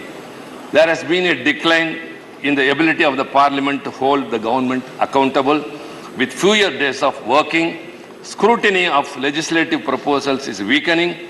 Expansive executive control over the legislative process persists. Government resorts to ordinances than legislation. Sir, this is only our concern, sir. At least we have to be free. Because, sir, you know very well. You are right. Yes, sir. But when I look within, yes, sir, I find lost opportunities. Enough opportunity was available. Why that was not availed? We have to be very rational, committed. It is good to speak these things. Yes, sir. Good to talk of sublimity. But I keep a diary. And mind you, I am in pain. Sir, I did everything in spite of perception, whatever be around. Sir, to make available platform. To have it was not there. Let us hope, pray and wish that we will avail every opportunity to make a contribution in this great theatre. Sir, we repose our confidence without disturbance, without disruption. Shri S. Niranjan Reddy. Sir, only last sentence. Sir, the ideals of Anna, the Dravidian policy, and sir, we are second to none in upholding the sovereignty of this country, sir. When Chinese aggression came, we gave up our policy, the individual Dravidian order. And when the Bangladesh war came, our then Chief Minister, Dr. Kalaignar, gave 6 crore rupees, the first ever in the state. Shri S. Niranjan Reddy, 5 minutes. Go ahead. And we will be Thank you. Sovereignty and democracy of the country.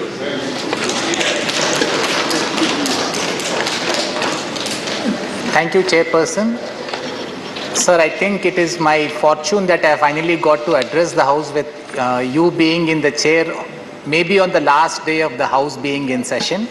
In this House. Sir, parliamentary journey of 75 years is quite a historic occasion for someone like me to have an opportunity to speak. Sir, I regard myself as someone who is relatively inexperienced and young parliamentarian because I have only completed 1 year. Maybe I bring the advantage of fresh eyes to see the ongoings of the parliament, to maybe give some inputs of mine, sir. And sir, but I have been old student of the constitution. I was going to actually speak little more about it, sir, until I realized you have much more experience than me about understanding the constitution. Sir, I think the single biggest achievement of our constitution has been that it has managed to survive. It has managed to survive, sir, despite some challenges it faced during some emergencies. It has managed to survive despite it being tested during a long coalition period when the country came out democratically rich. Sir, it has continued to serve the country most positively. Sir, while we speak of the new Parliament House and where the functioning may shift, sir, I remind myself that we belong to the Rajya Sabha, which is a continuous house, and we are serving under a constitution which is a continuous document. So both of these are going to be permanent features, sir, that would possibly guide the functioning of our house even in the new Parliament. Sir, my passion with this constitution subject started with my reading of the Constituent Assembly debates. Sir. Today's topic is Samvidhan Sabha and the Constitution working for 75 years. Sir, every time I read the Constituent Assembly debates, they are an education in itself because the quality of debates, the kind of divergent views that were expressed in a very productive manner and the symbiotic manner in which the Constitution came to be forged, sir, resulted in the most prolix Constitution and the most living and breathing Constitution, sir. So in my view, when someone says that the Indian Constitution is possibly one of the most amended Constitution with more than 100 amendments, it is a salute to the Constitution that the Constitution permits such changes to be made having regard to the diversity and the advances of the society. Sir, we have remained up to date with our Constitution. It is possibly the most brilliant legal document that the world has seen, sir. Sir, in terms of the learnings and challenges, sir, I think we have completed 72 years of being a republic. We have completed more than 75 years from the time the Constituent Assembly originally sat to prepare the Constitution document. Sir, I think when we now move into the new house with possibly new infrastructure and digital infrastructure, so we may have to be mindful of a few challenges we may have having regard to the learnings of the past. Sir, one of the challenges that I would be looking at, and I'm quite sure, sir, the government would steer us through these challenges, would be the role of states. Sir, I would like to just maybe, sir, my inexperience and my green eyes, it allows me to see something where I find that Rajya Sabha increasingly is becoming like an echo chamber of the Lok Sabha where we debate the same issues on the same footings and on the same concerns. Sir, we are a council of states. We represent the states. So I would, sir, prefer and I would suggest, but subject to correction by all the seniors here who are much more experienced than me, that when we possibly move into the new house, we look at our role as a council of states more seriously. We may have to look at representing the interests of states. So when I speak of representing the interests of states, I do not speak in terms of a divisive central versus state sphere, sir, because I also understand that the same party which is ruling the central government is in power in majority of the states. So when we speak of state subject, state interests being protected, it is not a divisive debate that I am trying to provoke, sir, but I am trying to say that it can be done in a constructive manner. So one other challenge that may be facing us, yes, sir, I am taking only 1 more minute, sir. One other challenge that we may have to encounter, sir, with the enlarged space in the new Lok Sabha, there are a few concerns about the South Indian states and the more developed states feeling that will they be in that sense outnumbered because Article 82 gives a protection up till 2026. Would that be balanced in some manner? Sir, I'm sure we'll have an opportunity to debate it, but I think it's a matter of concern which I just wanted to place for the House to consider in due course. Sir, then the last point I want to make, sir, is we are now moving towards a developed nation, sir. We have that 25-year goal. We would want to commend the government and support it fully as Indians. Everyone wants India to be a developed country, but development, sir, in many respects, apart from the material development that we are gaining, sir, I would think that the very fact that we are preserving the constitutional ethos in its fullest form is possibly the greatest tribute to India as a democracy. And sir, the most satisfying thing for me about G20 was India calling itself as a mother of democracy, because that clearly shows the path India wants to take going forward as a democratic country. Sir, I thank you for granting me an opportunity for speaking on such an important occasion. Shri Rajiv Shukla, very brief. सबसे पहले तो ये debate कराने के लिए कि जिसमें संसद भवन से आज हम सबकी विदाई हो रही, कल से नए संसद भवन में जाएंगे, तो इसकी ऐतिहासिक यादें सब उनका यहाँ पे उल्लेख कर रहे हैं। इस छत के नीचे एक से एक महान लोग आए, एक से एक लोग यहाँ से रह के गए, उनके भाषणों की प्रतिध्वनियाँ आज तक यहाँ गूंज रही हैं। और जब कोई आता है सर तो बड़ा उत्साह होता है, और जब जाता है तो विछोह का दुख होता है। यहाँ से जिस तरह की स्थितियाँ होती हैं, हमने वो झेला है, दोनों स्थितियों और दोनों बार भाषण किए हैं। तो ये सर जो है एक ऐसी जगह है जो एक मिलन केंद्र है। आपकी बाहर कितनी भी शत्रुता हो, कितनी भी कटुता हो, कितनी भी दुश्मनी हो, लेकिन यहाँ आके सब एक दूसरे से मिलते हैं, बात करते हैं, और ये लोगों को जोड़ता है। ये स्थान वो होता है। और मैं हमेशा से कहता हूँ कि राजनीति में, लोकतंत्र में कटुता के लिए कोई स्थान नहीं। There is no place for acrimony in Indian politics. आप there can be difference of opinion, हमारी विचारधारा के मतभेद हो सकते हैं, लेकिन शत्रुता दुश्मनी के स्थान नहीं होना चाहिए। यही चीज़ें सभी सिखाती हैं।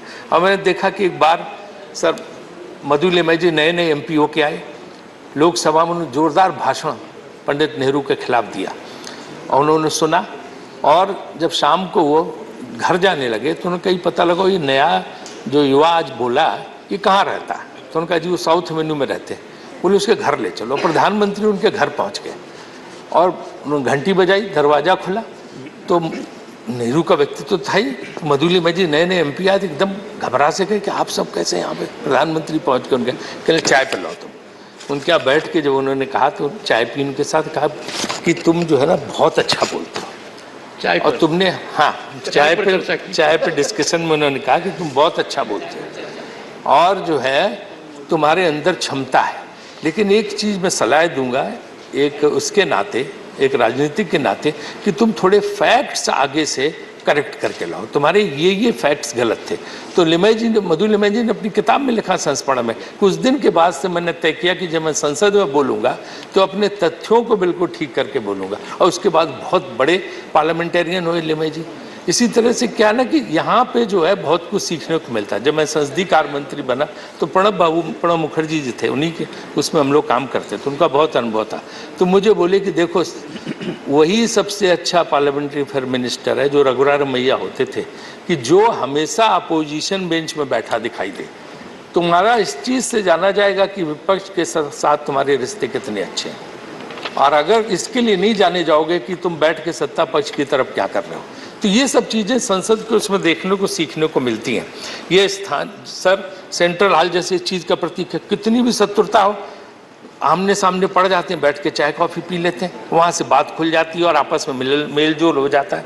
तो ये संविधान भी जो यहाँ पे बना वो हर प्रधानमंत्री का योगदान है, चाहे नेहरू जी का हो, चाहे शास्त्री जी का हो, चाहे मोरारजी देसाई का हो, चाहे जो है उस इंदिरा जी का हो, चाहे राजीव जी का हो, चाहे चौधरी चरण सिंह का हो, चाहे नरसिम्हा राव जी का हो, चाहे देवगौड़ा जी का हो, गुजराल साहब का हो, अटल जी का हो, मनमोहन सिंह जी का हो, और अब मोदी जी का। सब जो है आते हैं, सब काम करते हैं। तो ये सब जो है हमें आपस के यही संकल्प लेना चाहिए। आज के नए भवन में जा रहे हैं तो हम ये मन बदलें, दिल बदलें। जैसे अटल जी ने कहा था कि जो है ये ऐसी सत्ता आती हो जाती हैं, पार्टियां बनती बिगड़ती हैं, लेकिन जो है मन मुटाव नहीं होता। दिल जो है हम लोगों के उसी तरह रहने चाहिए, आपस में मिलजुल करके। और विपक्ष के पास है क्या सर? डिप्टी चेयरमैन सर, विपक्ष के पास क्या है? सिर्फ संसद में बोलने के लिए। उसके पास ना ऑफिस है, ना दफ्तर है, ना ऑर्डर करने के लिए फाइल है, कुछ तो नहीं है। सिर्फ अपनी बात कह सकता। अगर वो बात कहने का भी अवसर विपक्ष को ना मिले तो फिर विपक्ष के पास रह क्या गया? तो ये जो है संसद में ही होना चाहिए कि नई बिल्डिंग में नए बड़े दिल के साथ जाएं, कटुता छोड़ें, शत्रुता छोड़ें, हैं, मिलजुल के और काम करें तो बहुत अच्छा रहेगा, है ना। 1 मिनट सिर्फ लास्ट मेरा है। और परिवार की तरह रहें, क्योंकि दुश्मनी 1 कदम 2 कदम तुम भी थक जाओगे, हम भी थक जाएंगे, उससे क्या फायदा है? राजनीति में दुश्मनी की तो कोई गुंजाइश होती नहीं। और लोग तो लगे रहते हैं, चारों तरफ लकड़हारे हैं, फिर भी पेड़ कहाँ हरे हैं।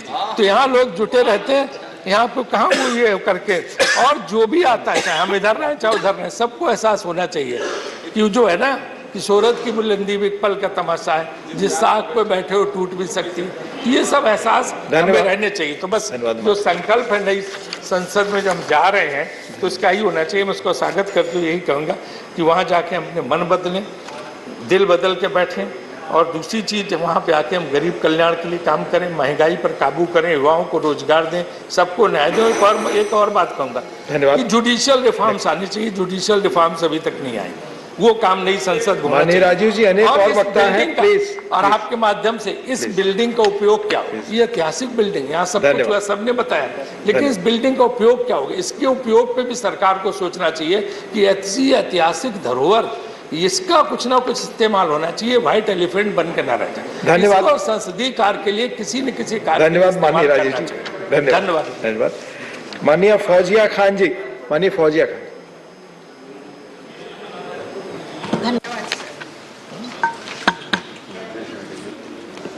सर, ये लोग हैं जिस इमारत में हम आज जिसको अलविदा करने जा रहे हैं सर, ये इमारत सिर्फ एक इमारत नहीं है, ये हमारे संसदीय लोकतंत्र का मंदिर है सर। ये हमारे संसदीय परंपराओं का खजाना है, ये हमारे प्यारे भारत के सपनों का गुलिस्तान है सर, जिस इमारत को आज हम अलविदा कह रहे हैं। Sir, the soul of parliamentary democracy dwells here.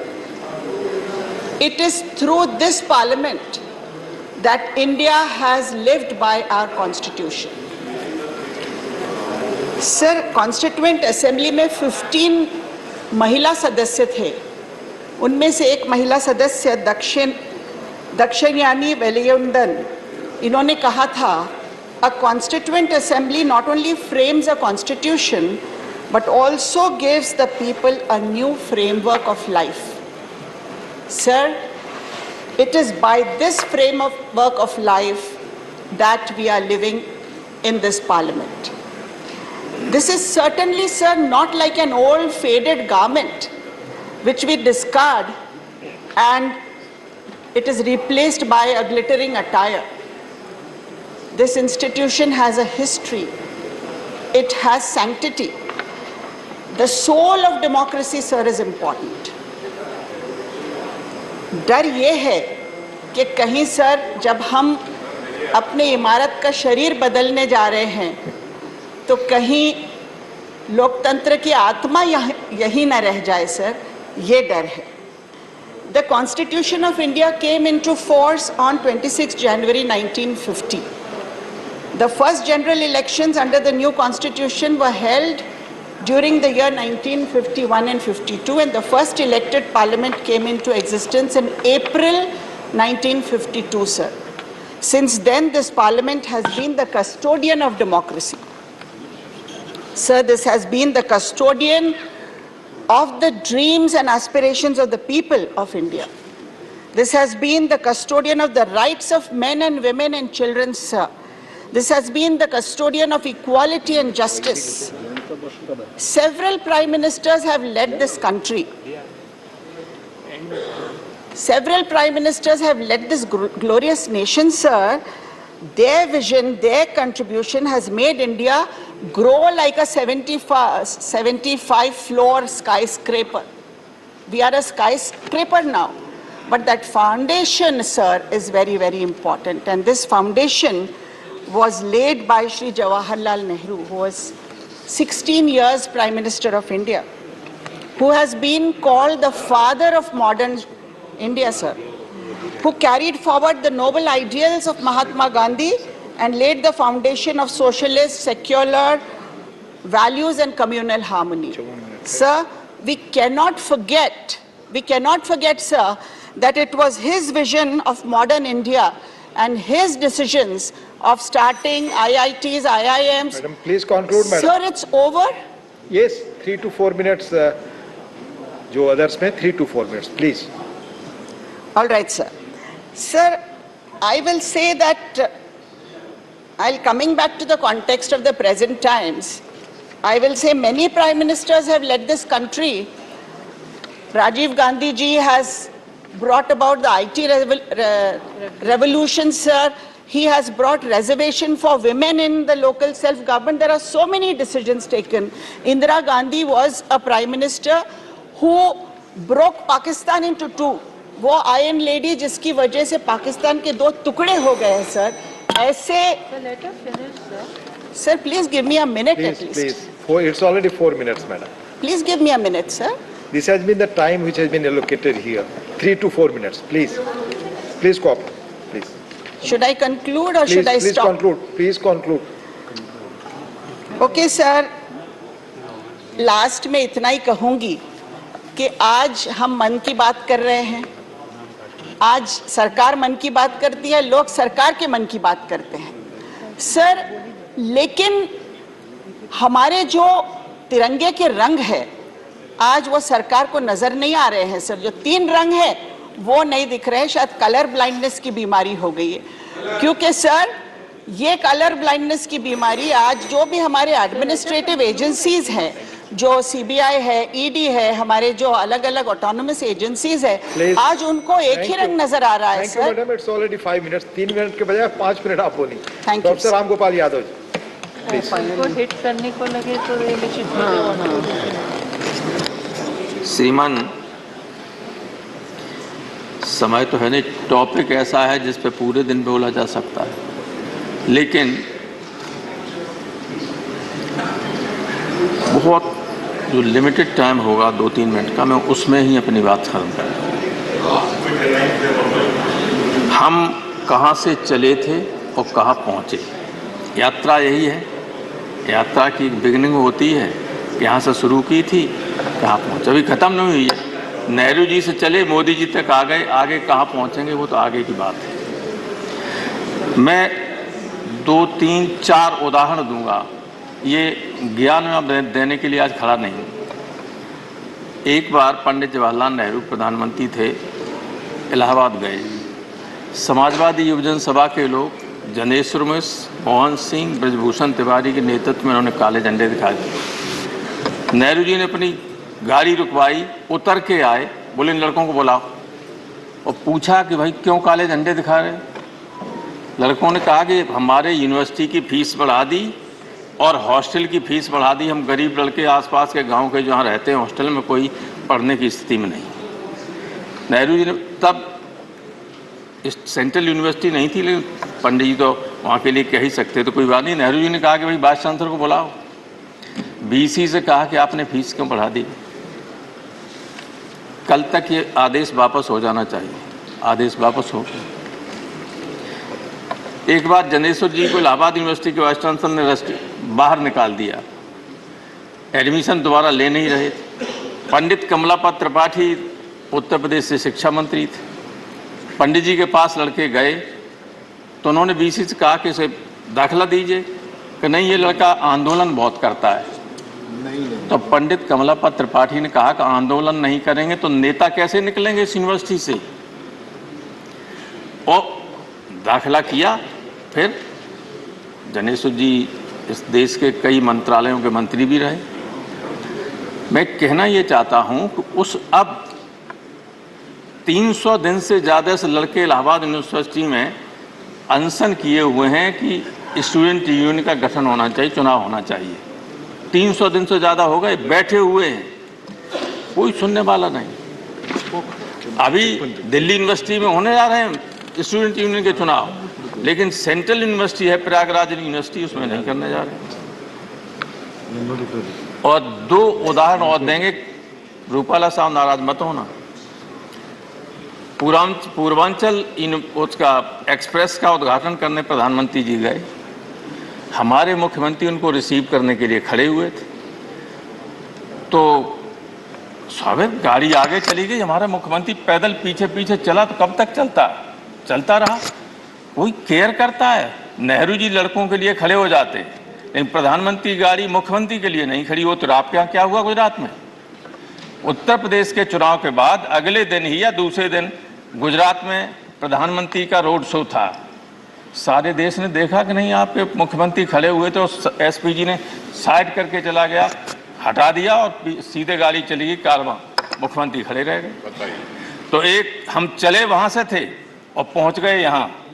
इसलिए अब विचार कीजिए कि डेमोक्रेटिक सिस्टम को कायम रखना है कि नहीं रखना है। नए सदन में जा रहे हैं, इसमें तो बहुत बड़े बड़े लोग रहे, बहुत बड़े मन के लोग रहे, बहुत उच्च कोटि की यहाँ बहसें हमेशा हुई हैं। इसने देश को बहुत कुछ दिया। संविधान सभा में तो हमारा लोगों ने कहा ही, आप सब जानते हैं कि दुनिया का जब बना तो ये सर्वश्रेष्ठ संविधान था। क्या हम उस संविधान को ठीक तरीके से रख सके, उसमें कुछ जोड़ सके? सिर्फ रोजाना घटाने का काम कर रहे हैं। अगर हम सत्ता में बैठे हुए लोग देश के हर व्यक्ति को संदेह की दृष्टि से देखेंगे तो काम नहीं चल सकता है। कानून बनता है कुछ चीज़ों को रोकने के लिए। कानून सारे देश की जनता को आतंकित करने के लिए नहीं बनाया जाता है। ऐसे ऐसे कानून बने, अपराधियों पर लगना चाहिए, आर्थिक अपराधियों पर लगना चाहिए, लेकिन कहीं व्याख्या नहीं है जिस पर चाहें, जिसको चाहें उस पर पुलिस जाके पकड़ लेगी, ईडी पहुंच जाएगी, ईडी पहुंच जाएगी। क्या ये संविधान की मंशा संविधान निर्माताओं की इस तरह के कानून बनाने की रही थी? कभी नहीं रही होगी। बहुत डेमोक्रेट थे और सारे लोग थे, और इस संसद में बैठकर भी इस तरह के कानून नहीं बने। कोटा बना, टाडा बना, सब बने, लेकिन वापस हुए कि नहीं हुए? अटल बिहारी वाजपेयी बड़े आदमी थे, अडवाणी जी थे, यहाँ उस सदन में इंद्रजीत गुप्ता, सोमनाथ चटर्जी से लेके बहुत बड़े बड़े लोग थे विपक्ष में, डॉक्टर लोहिया रहे और पहले रहे। संविधान सभा में तो थे ही सारी इंटेलेक्चुअल क्रीम देश की, लेकिन उसके बाद भी बहुत बड़े लोग रहे, अच्छे कानून बने। कल यहाँ से आपके कम्युनिस्ट पार्टी के हिरेन मुखर्जी, यहाँ भूपेश गुप्ता, तो जाने कौन कौन रहे, हर क्षेत्र के लोग रहे, बहुत बड़े लोग रहे। कभी इस तरह के कानून फ्रेम नहीं हुए, बस मैं खत्म कर रहा हूँ, कभी इस तरह के कानून फ्रेम नहीं हुए कि हम जिन कानूनों से आम लोग डरने लगे। आम लोग जब कानून से डरने लगे तो ये देश के लिए बहुत खतरनाक चीज होती है। इस सदन में, इस संसद में मैं 30 साल से ज़्यादा रहा, लगाव तो है ही। अब कल दूसरे में चले जाएंगे। हम ईश्वर से यही प्रार्थना करें कि नए संसद भवन में जो भी आगे चल के नए लोग आएँ, उनमें से कुछ बड़े लोग पैदा हों और देश के संविधान को, देश की व्यवस्था को ठीक रास्ते पर ले चलें। Thank you sir. धन्यवाद। आपका वही लगाव वहां भी रहेगा, मुझे उम्मीद है। डॉक्टर सस्मित पात्रा जी। माननीय अध्यक्ष महोदय, आज एक विशेष दिन है और वो दिन जब ये सदन आखिरी बार बैठ रहा है इस बिल्डिंग में, और 24 घंटे बाद इस बिल्डिंग की लाइट्स बंद हो जाएंगी और 75 साल का जो काम हुआ है वो आगे चलता रहेगा नए बिल्डिंग में। मैं अपना वक्तव्य, क्योंकि बहुत कम समय है, 3 मिनट है, अपना वक्तव्य जो है हमारे देश के जितने फ्रीडम फाइटर्स हैं, संविधान सभा के सारे मेंबर्स जो थे जिन्होंने कॉन्स्टिट्यूशन को खड़ा किया, उन सबको मैं नमन करते हुए अपना वक्तव्य शुरू करता हूं। मान्यवर, 75 साल और 3 मिनट वो करना बहुत मुश्किल है, बट मेरे सामने मेरे 2 वक्ता ऑलरेडी मेरी पार्टी के बोल चुके हैं। 75 साल में बहुत कुछ हुआ है और बोलना शुरू किया जाए तो खत्म होने का नाम न लेगा। मगर 75 साल में जो चीज कर सके थे, एक चीज छूट गया मान्यवर। इस सदन में एक वो चीज छूट गई है जो अगर शायद हम कर जाते तो शायद पूरा लगता कि आज हम कुछ पूरा करके वापस जा रहे हैं नए सदन में, ये एहसास होता। वो क्या छूट गया मान्यवर, क्या रह गया? 1996 में वुमेन्स रिजर्वेशन बिल जब आया था उसको पारित नहीं हो पाया। 1996 में आया, 1998 में आया, 1999 में आया, 3 बार इसी पार्लियामेंट में, बट पारित नहीं हो पाया। फिर मान्यवर ये वो वुमेन्स रिजर्वेशन बिल है जो मैं लेके आया हूं आपके पास। जो कि 9 मार्च 2010 को इस सदन ने पारित किया और लोकसभा में भेजा कि हमारी महिलाओं को इस देश के 33% संरक्षण मिलना चाहिए लोकसभा और विधानसभाओं में। अगर ये उस दिन पारित हो जाता तो शायद 75 साल में जितना काम किया है उन 75 सालों के साथ अगर ये जुड़ जाता तो मुकम्मल लगता। मैं सिर्फ इतना कहना चाहता हूं कि क्या हम आज ये जो वुमेन्स रिजर्वेशन बिल 9 मार्च 2010 को इस सदन ने, इस राज्यसभा ने पारित किया था और आज लंबित है, क्या उस पर हम शपथ लेके ये पढ़ लें और सरकार से दरखास्त करें कि मुकम्मल अगर करना है तो महिला संरक्षण बिल को पहले दिन नए वाले बिल्डिंग में लाइए, हम सब मिलके जो है उस दिन को स्वीकार करेंगे, स्वीकृत करेंगे, साकार करेंगे, तब जाके कहीं ना कहीं महिला संरक्षण बिल को पारित करते हुए ये प्रण ले सकते हैं। अगर ये प्रण हम ले सकते हैं, ये विचार ले सकते हैं, हमारे 66 करोड़ मां और बहनें जो वहां पर देख रही हैं हमें, उनकी एक सोच है, उनकी एक मंशा है कि पिछले 27 सालों से जो लंबित है अगर उसको मुकम्मल करना है तो एक सोच, एक नए विश्वास, एक नए ऊर्जा के साथ हम चलें। क्योंकि एक छोटा सा विषय कह के अपना बात रखता हूं, समय समाप्त हो चुका है। हम तो चले थे जानिबे मंजिल, लोग आते रहे, कारवा बनता रहा, कारवा बनता रहा। मान्यवर, ये सदन 75 साल का जो एक जर्नी रहा है, ये सब एक साथ मुकम्मल होके चले हैं। मगर एक विश्वास है कि हम हमारी माओं के लिए, हमारी बहनों के लिए, 66 करोड़ उस लोगों के लिए आज तक भी हमने कई प्रोमिसेस किए हैं, उसको साकार नहीं किया है। ये वो वुमेन्स रिजर्वेशन बिल है जो सदन ने पास किया था, इसको नए सदन में लाइए, पारित करिए और जो विश्वास एक नई भारत का हम देना चाहते हैं, उस ऊर्जा के साथ, उस विश्वास के साथ हम आगे बढ़ें और देश नहीं पूरी दुनिया में जब हम नंबर 1 बनने का काम रखते हैं, इस विश्वास को कायम करें। अगर ये करते हैं तो आने वाली पीढ़ियां सच में सोचेंगी कुछ ऐतिहासिक हुआ था। सिर्फ बिल्डिंग नहीं थी, सोच ने आता, विश्वास ने आता, एक नया आयाम था कि हम महिला संरक्षण बिल को पारित करते हुए नई ऊर्जा, नए विश्वास, नए भविष्य की तरफ जाएंगे। बहुत बहुत शुक्रिया। Honorable members, this is indeed a momentous occasion, and the House has the benefit of having 2 of its members who had the occasion to be Prime Minister of this country. And it is gratifying for all of us that both of them were present. I will now give floor to Sri S.D. Dev Gowda. Kind permission. Sir, while sitting. Only few minutes. Yesterday, the leaders of all political parties were summoned by the Parliamentary Affairs Minister. In that meeting, it was chaired by our Defence Minister, Sri Rajnath Singh ji. Sir, in that meeting, some of our friends from the neighboring state on the Kaveri issue they raised. I didn't raise any objection while they were speaking. It is my misfortune for having served in this parliament for 40 years. Yesterday, all electronic media in Karnataka was highlighted. They was not interested to protect the interests of the Kaveri waters, which the people are suffering today. I don't want to go to the merits and demerits of what is going on, what all the people from Tamil Nadu, which was fought from last 60 years, the battle, I don't want to go back to all those things. Sir, I would like to just only one point, whatever the unity that they have been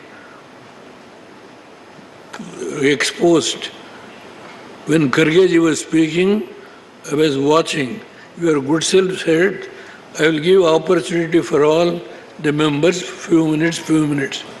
So lastly, I have come here with your kind permission. I only say I would like to stand by the problem that has been created by the unity of our friends. Yes, they have the majority, 40 members. We are only 26 or 28 members.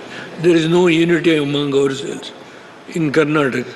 The people are suffering, but I would like, as a single member whom I have fought the battle from last 60 years. Sir, I don't want to go back to all those old histories. My friends knows this. When Manmohan Singh ji was the Prime Minister, what has happened? I do not want to take much time. Just only one word I would like to say. This quarrel will not be solved legally. If at all, if our friends wants to have some sort of smooth understanding, let all of us sit together and sort out the problem. Otherwise, things will continue and the struggle from both sides will go on, and this will not going to solve the problem. This type of fight on both sides.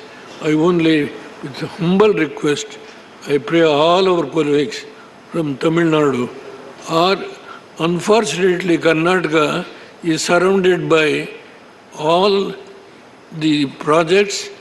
On one side Goa, on the other side what is Telangana, on this Almaty issue and Kaveri issue. Sir, we are the people who are suffering now.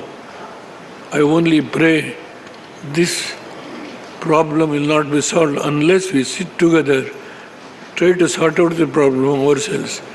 Legal battle certainly will not going to solve this problem. We have 200 years back the issue started on Kaveri. I don't want to take much of the time. I can go on, give all by the details. You have permitted me. I only say what I would like to say. I also stand by the people of Karnataka who are suffering, and I will pray all our colleagues, if they are going to sit together and solve the problem among ourselves, it will be one of the most brilliant issues, sir. I only pray all of our friends. All the rivers are surrounded. Karnataka is the worst sufferer. That's the position, sir. Sir. Only I request. I don't want to make any. It's already settled the issue. The issue has been already settled based on the Supreme Court direction. Tribunal has been ordered that Karnataka not obeyed. Karnataka not obeyed the Tribunal's order, Supreme Court's order, and we have respect on him. We have respect on the former Prime Minister Devagowda. But it is a sympathy has been created in this house. I'll come. Lot of suffering. Okay. Tamil Nadu farmers Please. You see, on this day, when we are trying to reflect, introspect, and chalk out a path for way forward approach. Let 5 members of this house. Sir, I get your point. Sir, settle down. Please, let 5 members of this house. Please, let them send go. it to me. Sir, the former Prime Minister, but our farmers. Sir, I would like to request, let 5 members of this house on both sides not belongs to either Karnataka or to Tamil Nadu. Mr. Vaiko, please. 5 members of this Would you house. please take your seat, all of you? You please delegate Take them. your seat. Let them go and see the condition, what the people are suffering, and then let them report to this house. I will accept that. Sir, let us not unnecessarily quarrel.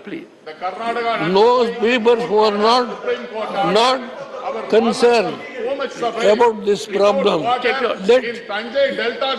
Please, sir, I beg of you, the members who are not concerned, let them go and study the situation, what is there, and then report it back to the house. Honorable members, I will accept it. This is not the way. What is it? Because of your strength, We have got 40 members. You are united, and we are divided. Now, would you please? Advantage you want to. Would you please be good enough in taking your seat? Taking your seat. Take your seat. Not going to solve Please, the problem. take your seat. Let me say. Take your seat. This is not going to solve the problem. If they want to go on like this, honorable members, this is not going to solve the honorable problem. members, and I will say, I do not wish to. I am 91. I don't know how many years I am going to survive. Only I.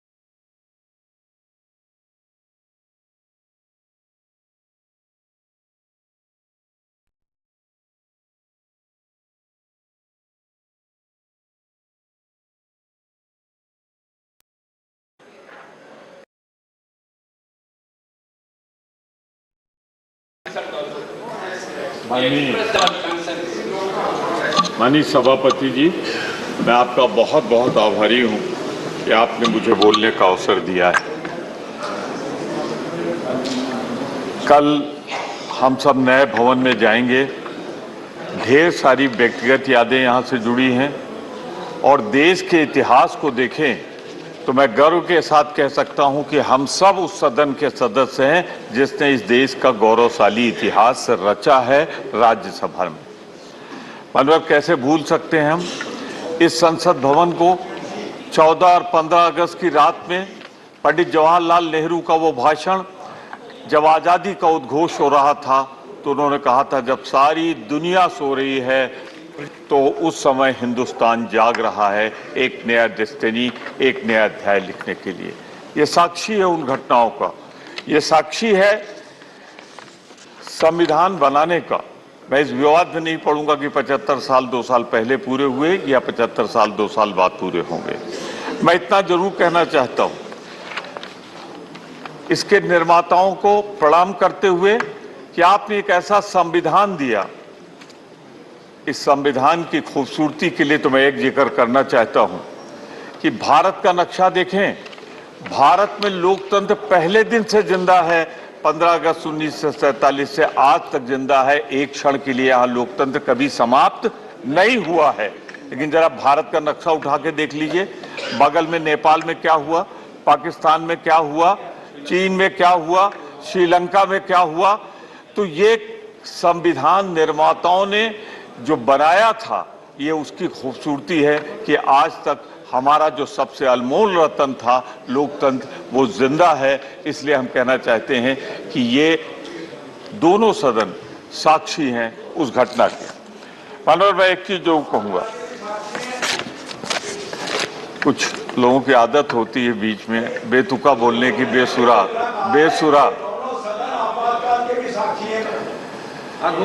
रुक जाओ मानवर, मैं तो बहुत प्यार से बोल रहा था, लेकिन कुछ लोग होते हैं, अब जब ये बोल दिए तो इनको बता दूं, उस आपातकाल को संविधान के दायरे में लगाया गया था। आपने जो लगाया है उस संविधान के दायरे में नहीं, बल्कि संविधान का ताना बाना पहन के लगाया है। और आज आपातकाल जैसी। तिवारी जी, कई बार प्यार से बहुत डर लगता है। सही बात है सर, अपना अपना अनुभव। देखिए, यदि अगर हम आज के दिन राजनीतिक दायरे में रहकर बात करेंगे तो आगे का रास्ता साफ नहीं निकलेगा सर। आज की हकीकत जब मैं यहाँ सुनता हूँ और दुनिया के लोगों से सुनता हूँ तो मुझे लगता है मैं कहाँ आ गया sir. Let us be proud of our accomplishments. They are product of our human resource, sir, our bureaucratic system, sir, our visionary leadership. Where is the harm in it? मैं वही काम कर रहा था, बीच में विघ्न हो गई। मैं तो तारीफ कर रहा था लोकतंत्र के निर्माताओं को, संविधान के निर्माताओं का। ठीक है सर, विघ्न कौन डालते हैं आप भी जानते हैं, हम भी डालते हैं। सर, लोकतंत्र की सबसे बड़ी खूबसूरती क्या है सर? ये एक ऐसा चमन है जिसमें रंग बिरंगे फूल खिलते हैं। हर रंग के फूल को जब खिलने दिया जाता है तो लोकतंत्र मजबूत होता है।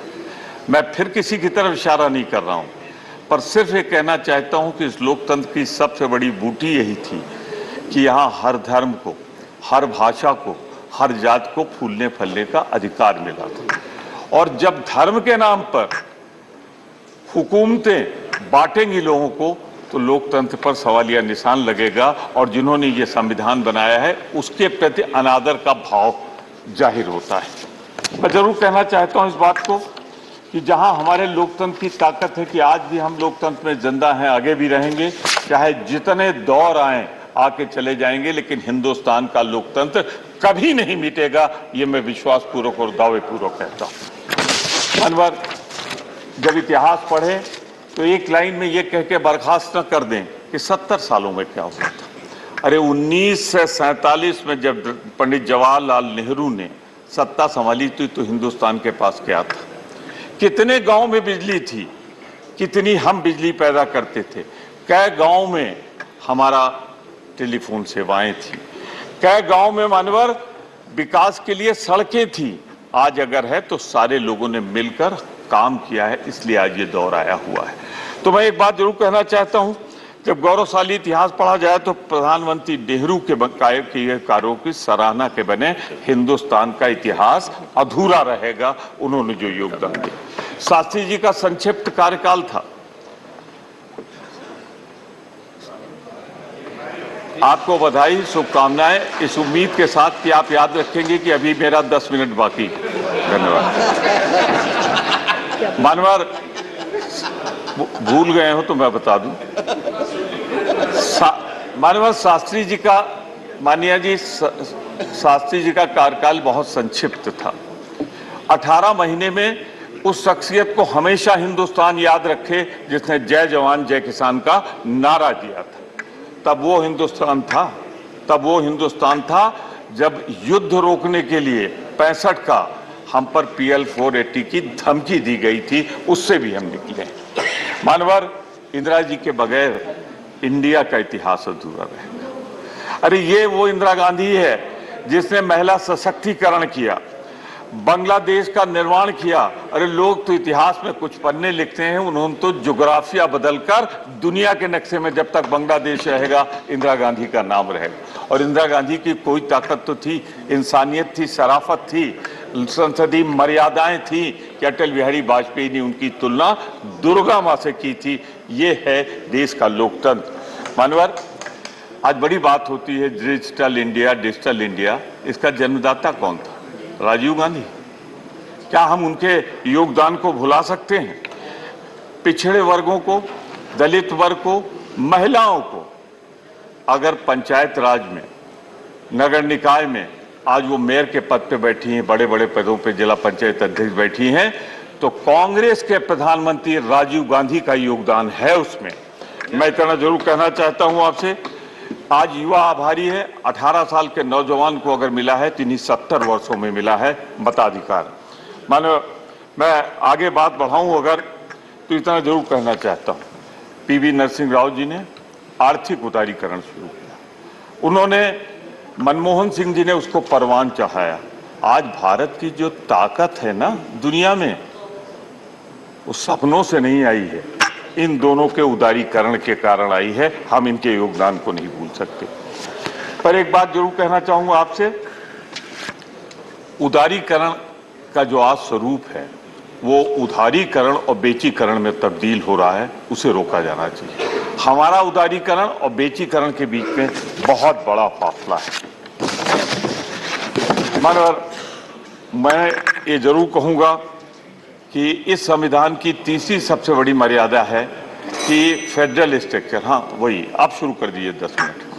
फेडरल स्ट्रक्चर, राज्यों के मिलकर ही ये संघ बना है और इसीलिए हम यहाँ बैठे हुए हैं। मैं सिर्फ इतना कहना चाहता हूँ आपसे, इतना विनम्रता पूर्वक कहना चाहता हूँ आपसे कि फेडरल स्ट्रक्चर को राज्यों के अधिकार के साथ खिलवाड़ न किया जाए। जो हो रहा है, चुनी हुई सरकारों को गिराते हैं आप गोवा में, चुनी हुई सरकारों को मध्य प्रदेश में गिराते हैं आप, जिस तरीके से विभिन्न राज्यों में गिराई जा रही है, यह खतरनाक लक्षण है जिसका जिक्र मेरे भाई कर रहे थे। वही आपातकाल की तानाशाही जो बिना लगाए आई जा रही है। मैं सिर्फ इतना कम करना चाहता हूं, दो बात कह के मैं समाप्त कर दूंगा, सिर्फ 2 मिनट, कि एक खतरनाक बात की ओर मैं इशारा कर रहा हूं, दिल में सबको अच्छी लगेगी, मेरी 2 ही मिनट की बात थी, सबको अच्छी लगेगी, लेकिन बोलेंगे नहीं पार्टी प्रतिबद्धताओं से। पहले सांसद के अधिकार होते थे, विधायक के अधिकार होते थे, मंत्री के अधिकार होते थे, इससे लोकतंत्र की ताकत बढ़ती थी। आज इन तीनों ताकतों को विधायिका को कमजोर किया जा रहा है, ये एक खतरनाक लक्षण है, ये उचित नहीं है। हमारी सोनिया जी ने, कृपया खत्म करें, आपका हम जो बात कह रही है आपको अच्छी लगेगी। सोनिया जी ने एक पत्र लिखा है 9 पॉइंट, बहुत अच्छा है, आप भी पढ़ लीजिएगा और इनको भी पढ़ा दीजिए, कह दीजिए उसको मान जाए तो 75 साल का सब कुछ पूरा जाए। बहुत बहुत धन्यवाद, एक बार फिर आपको बधाई। ये कहते हुए जो लोग लोकतंत्र को कैद करना चाहते हैं वो इंडिया आ रही है और आप जा रहे हैं, ये उद्घोष करते हुए मैं कहना चाहता हूं कि आपकी ताकत दिन ब दिन कमजोर हो रही है, आप समाप्त होंगे, देश अब आपको नहीं चाहता। इंडिया आएगा, इंडिया जीतेगा। माननीय सांसद करोड़ीलाल मीणा जी, माननीय सांसद करोड़ीलाल मीणा जी, माननीय सांसद करोड़ीलाल मीणा जी, देखिए दूसरा नाम दीजिए।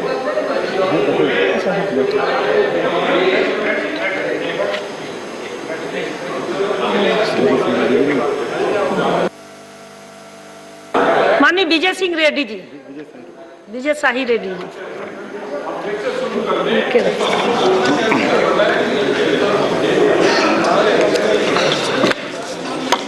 Thank you, Deputy Vice Chairperson, sir. Madam, in many ways, the parliamentary journey represents so many struggles and so many achievements and also aspirations of people of India. And I have no hesitation to refer to the struggles that I have undergone during the 75 years, more particularly the struggles relating to the 1976 represents the darkest year of our parliamentary democracy, and the Congress party was responsible for it. Sir, the 42nd Constitution Amendment was passed by the then ruling Congress party in a most controversial circumstances. This has to be taken note of, madam. If the subsequent governments had not undone the horrors that have of the 42nd Amendment, the Congress party would have passed an unsavory laws to institutionalize the emergency in the country forever. So it is because of the anomalies that they have introduced have been undone. That is the reason why we are still here and our democracy is saved. Madam, the UPA regime was marred by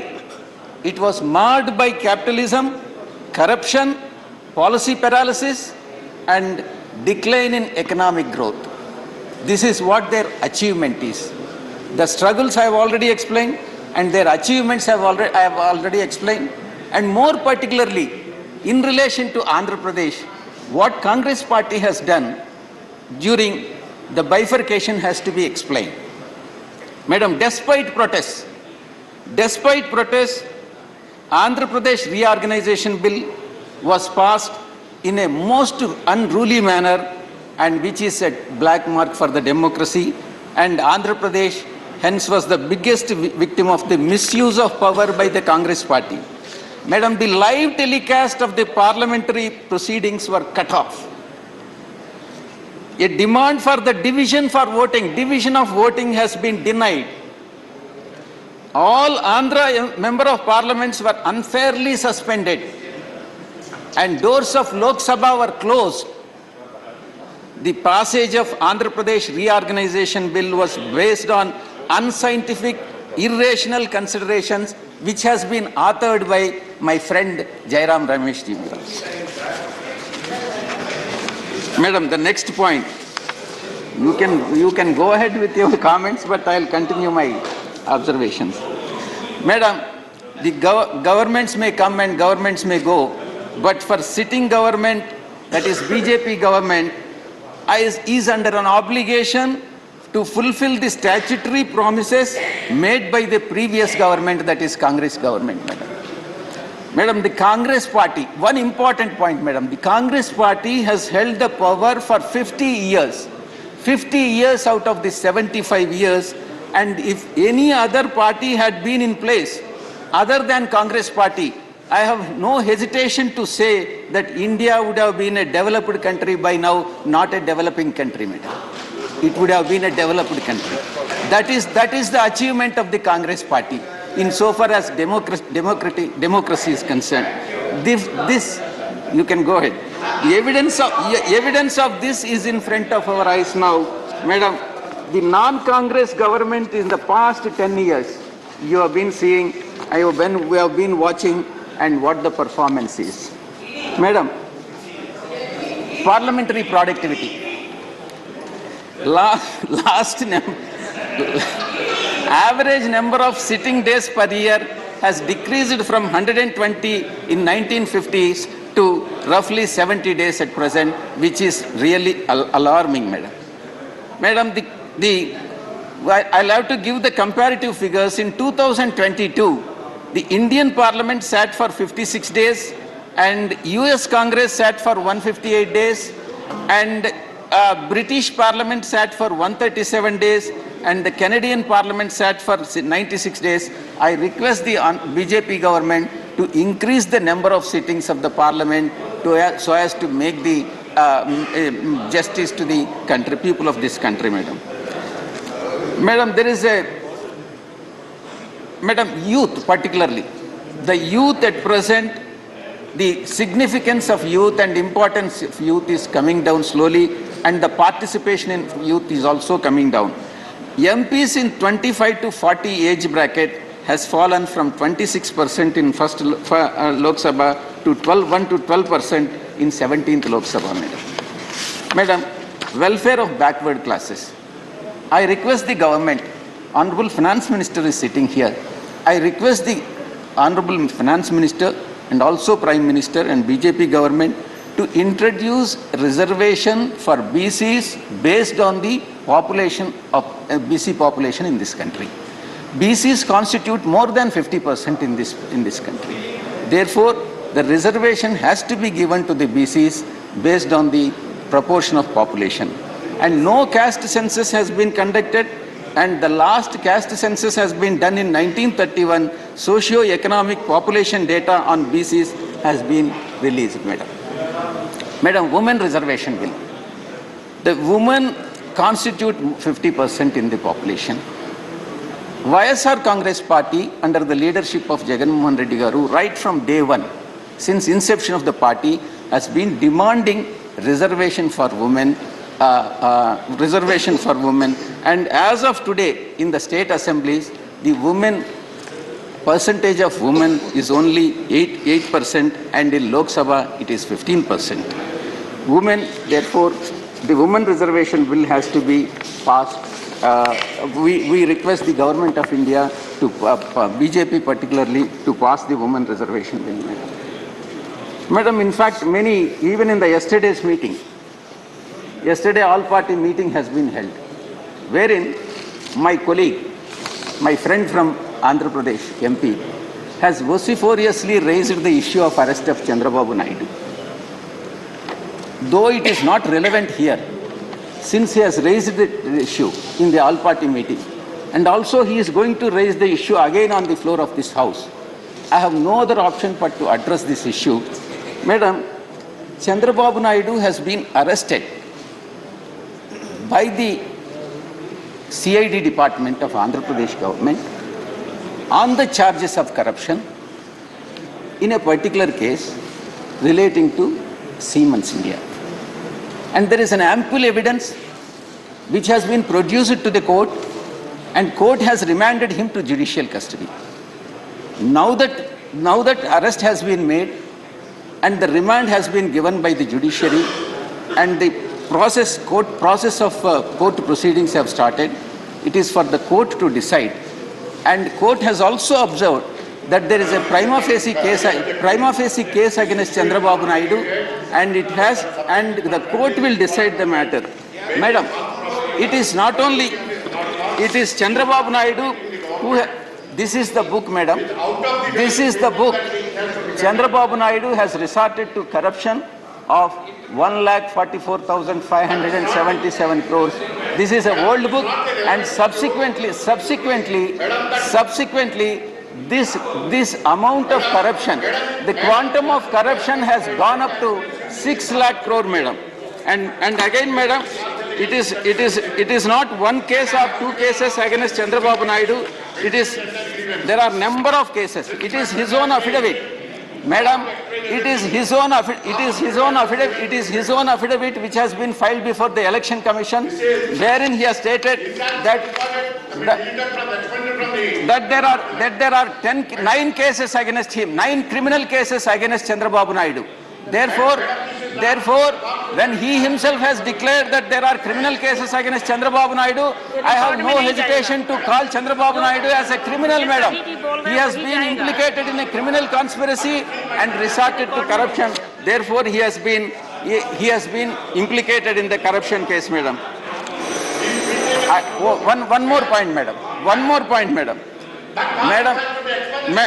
Madam, he has not only that. Politically, Chandrababu Naidu has backstabbed everybody. He has backstabbed BJP. He was with BJP, he has backstabbed. He was with Congress Party, he has backstabbed Congress Party. He was with communists and he has backstabbed communists. So therefore, there is nothing wrong in calling him as backstabber, madam. And he is the king of all scams. I have no hesitation to say that he is king of all the scams. This is the fate of the democracy, and therefore this type of politicians, particularly who has ruled the state of Andhra Pradesh for a period of 14 years as a chief minister, has spoiled the state of Andhra Pradesh, and the Andhra Pradesh is looking backward only because of Chandrababu Naidu, madam. Thank you very much. Thank you. Please, Shri Samir Rao.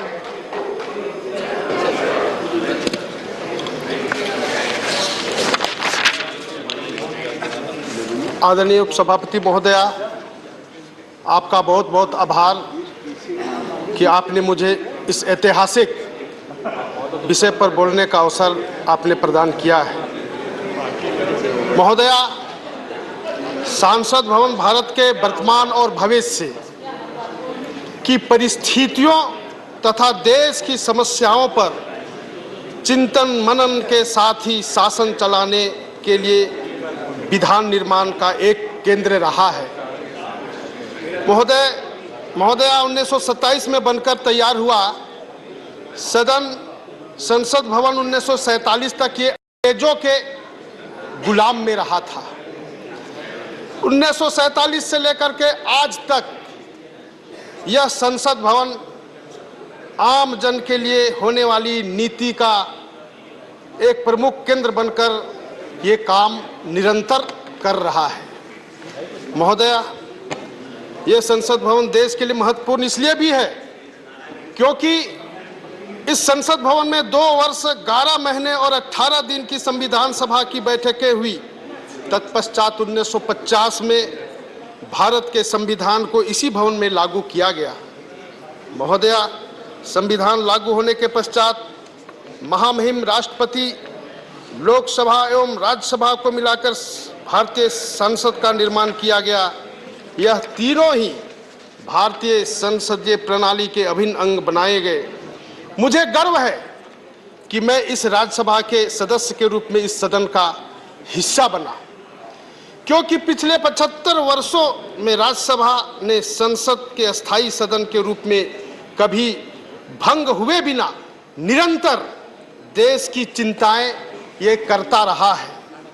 परंतु महोदया, मैं बताना चाहता हूं कि सभी माननीय सदस्यों ने पूर्व में इस सदन का बहुत सारे उपलब्धियां और बहुत सारे जो अनुभव है इन बातों को बताने का काम किया है, लेकिन मुझे लगता है मैं जो अनुभव करता हूं उसमें यह भी है कि बहुत सारे ऐसे उपलब्धियां तो हुए, यहां बहुत ऐसे विद्वान माननीय सदस्यों ने अपनी बातों को यहां पर विचार किया, लेकिन कुछ ऐसे भी चीजें हुए जो कि इस सदन के अंदर में यह सदन जो गवाह बना हुआ है, जो कि बहुत से सारे ऐसे गरिमाएं भी खंडित हुई है। महोदया, मैं बताना चाहता हूं कि इसी प्रकार से यह जो है अगर हम कहें तो इस सदन भवन के अंदर में जो है आपातकालीन जैसी जो बातें हैं वह भी मतलब यह सदन ने देखा है। इसी प्रकार से हम देखते हैं कि ये जो 370 जैसे जो एक समस्या थी, अगर उन दिनों में ये नहीं रहता तो ये जम्मू कश्मीर जो है ये अलग नहीं होता। इसी प्रकार से ये लगातार ये 75 वर्षों में सदन ने अनेक उदाहरण है जो कि इस प्रकार से चीजें हुई है। मैं जनजाति मामले के विषय में भी मैं जब विचार करता हूं, देखता हूं, तो 1969 में सदन के एक माननीय तत्कालीन सदस्य स्वर्गीय कार्तिक उरांव जी ने जनजाति हित के लिए एक विशेष बिल जो लाया था, वो बिल भी उस समय के कौन से ऐसे राजनीतिक परिस्थितियों के कारण इस सदन के अंदर दफन हो गया। महोदया, इस प्रकार से कई ऐसे उदाहरण हैं, लेकिन मैं कहना चाहता हूं कि बीच के समय में हमारे इस सदन के अंदर में भी एक अच्छे उदाहरण, अच्छे जो है अचीवमेंट जो हुए हैं, जो मैं बताना चाहता हूं कि आजाद भारत में पहली बार ये जनजातियों के विकास के लिए तत्कालीन प्रधानमंत्री श्रद्धेय अटल बिहारी वाजपेयी जी ने जनजाति मामले का मंत्रालय का स्थापना किया और ये जनजातियों के सर्वांगीण विकास के लिए कई प्रकार के योजनाएं हुए। महोदया, उस समय जो है एकलव्य मॉडल रेसिडेंशियल स्कूल, आदिवासी बच्चों का ठीक से पढ़ाई हो, ज्ञान हो और जो है अपने बढ़े, अपने परिवार को बढ़ाए और देश के सेवा में भी वो शामिल हो, आगे बढ़े। इसलिए ऐसे जो है महत्वपूर्ण एकलव्य मॉडल रेसिडेंशियल स्कूल की स्थापना करके आदिवासी बच्चों की पढ़ाई के लिए भी आगे बढ़ा है। निश्चित रूप से महोदया, मैं बताना चाहता हूं कि हमारे जो है यशस्वी प्रधानमंत्री आदरणीय नरेंद्र भाई मोदी जी ने ये जो है देश के आजादी के लड़ाई के लिए लड़ने वाले जो है उन दिनों के जो अनसंग हीरोज थे आदिवासी, उन लोग के नाम से भी जो है संग्रहालय बनाने का काम किया और जो है भगवान बिरसा मुंडा जी के जन्म जयंती के 15 नवंबर के दिन में राष्ट्रीय जनजाति गौरव दिवस मनाने का यह काम प्रारंभ हुआ। देश के जनजातियों को भी सम्मान मिलने का काम इसी संसद में यह गवाह रहा है। महोदया, ये मैं बताना चाहता हूं कि जनजाति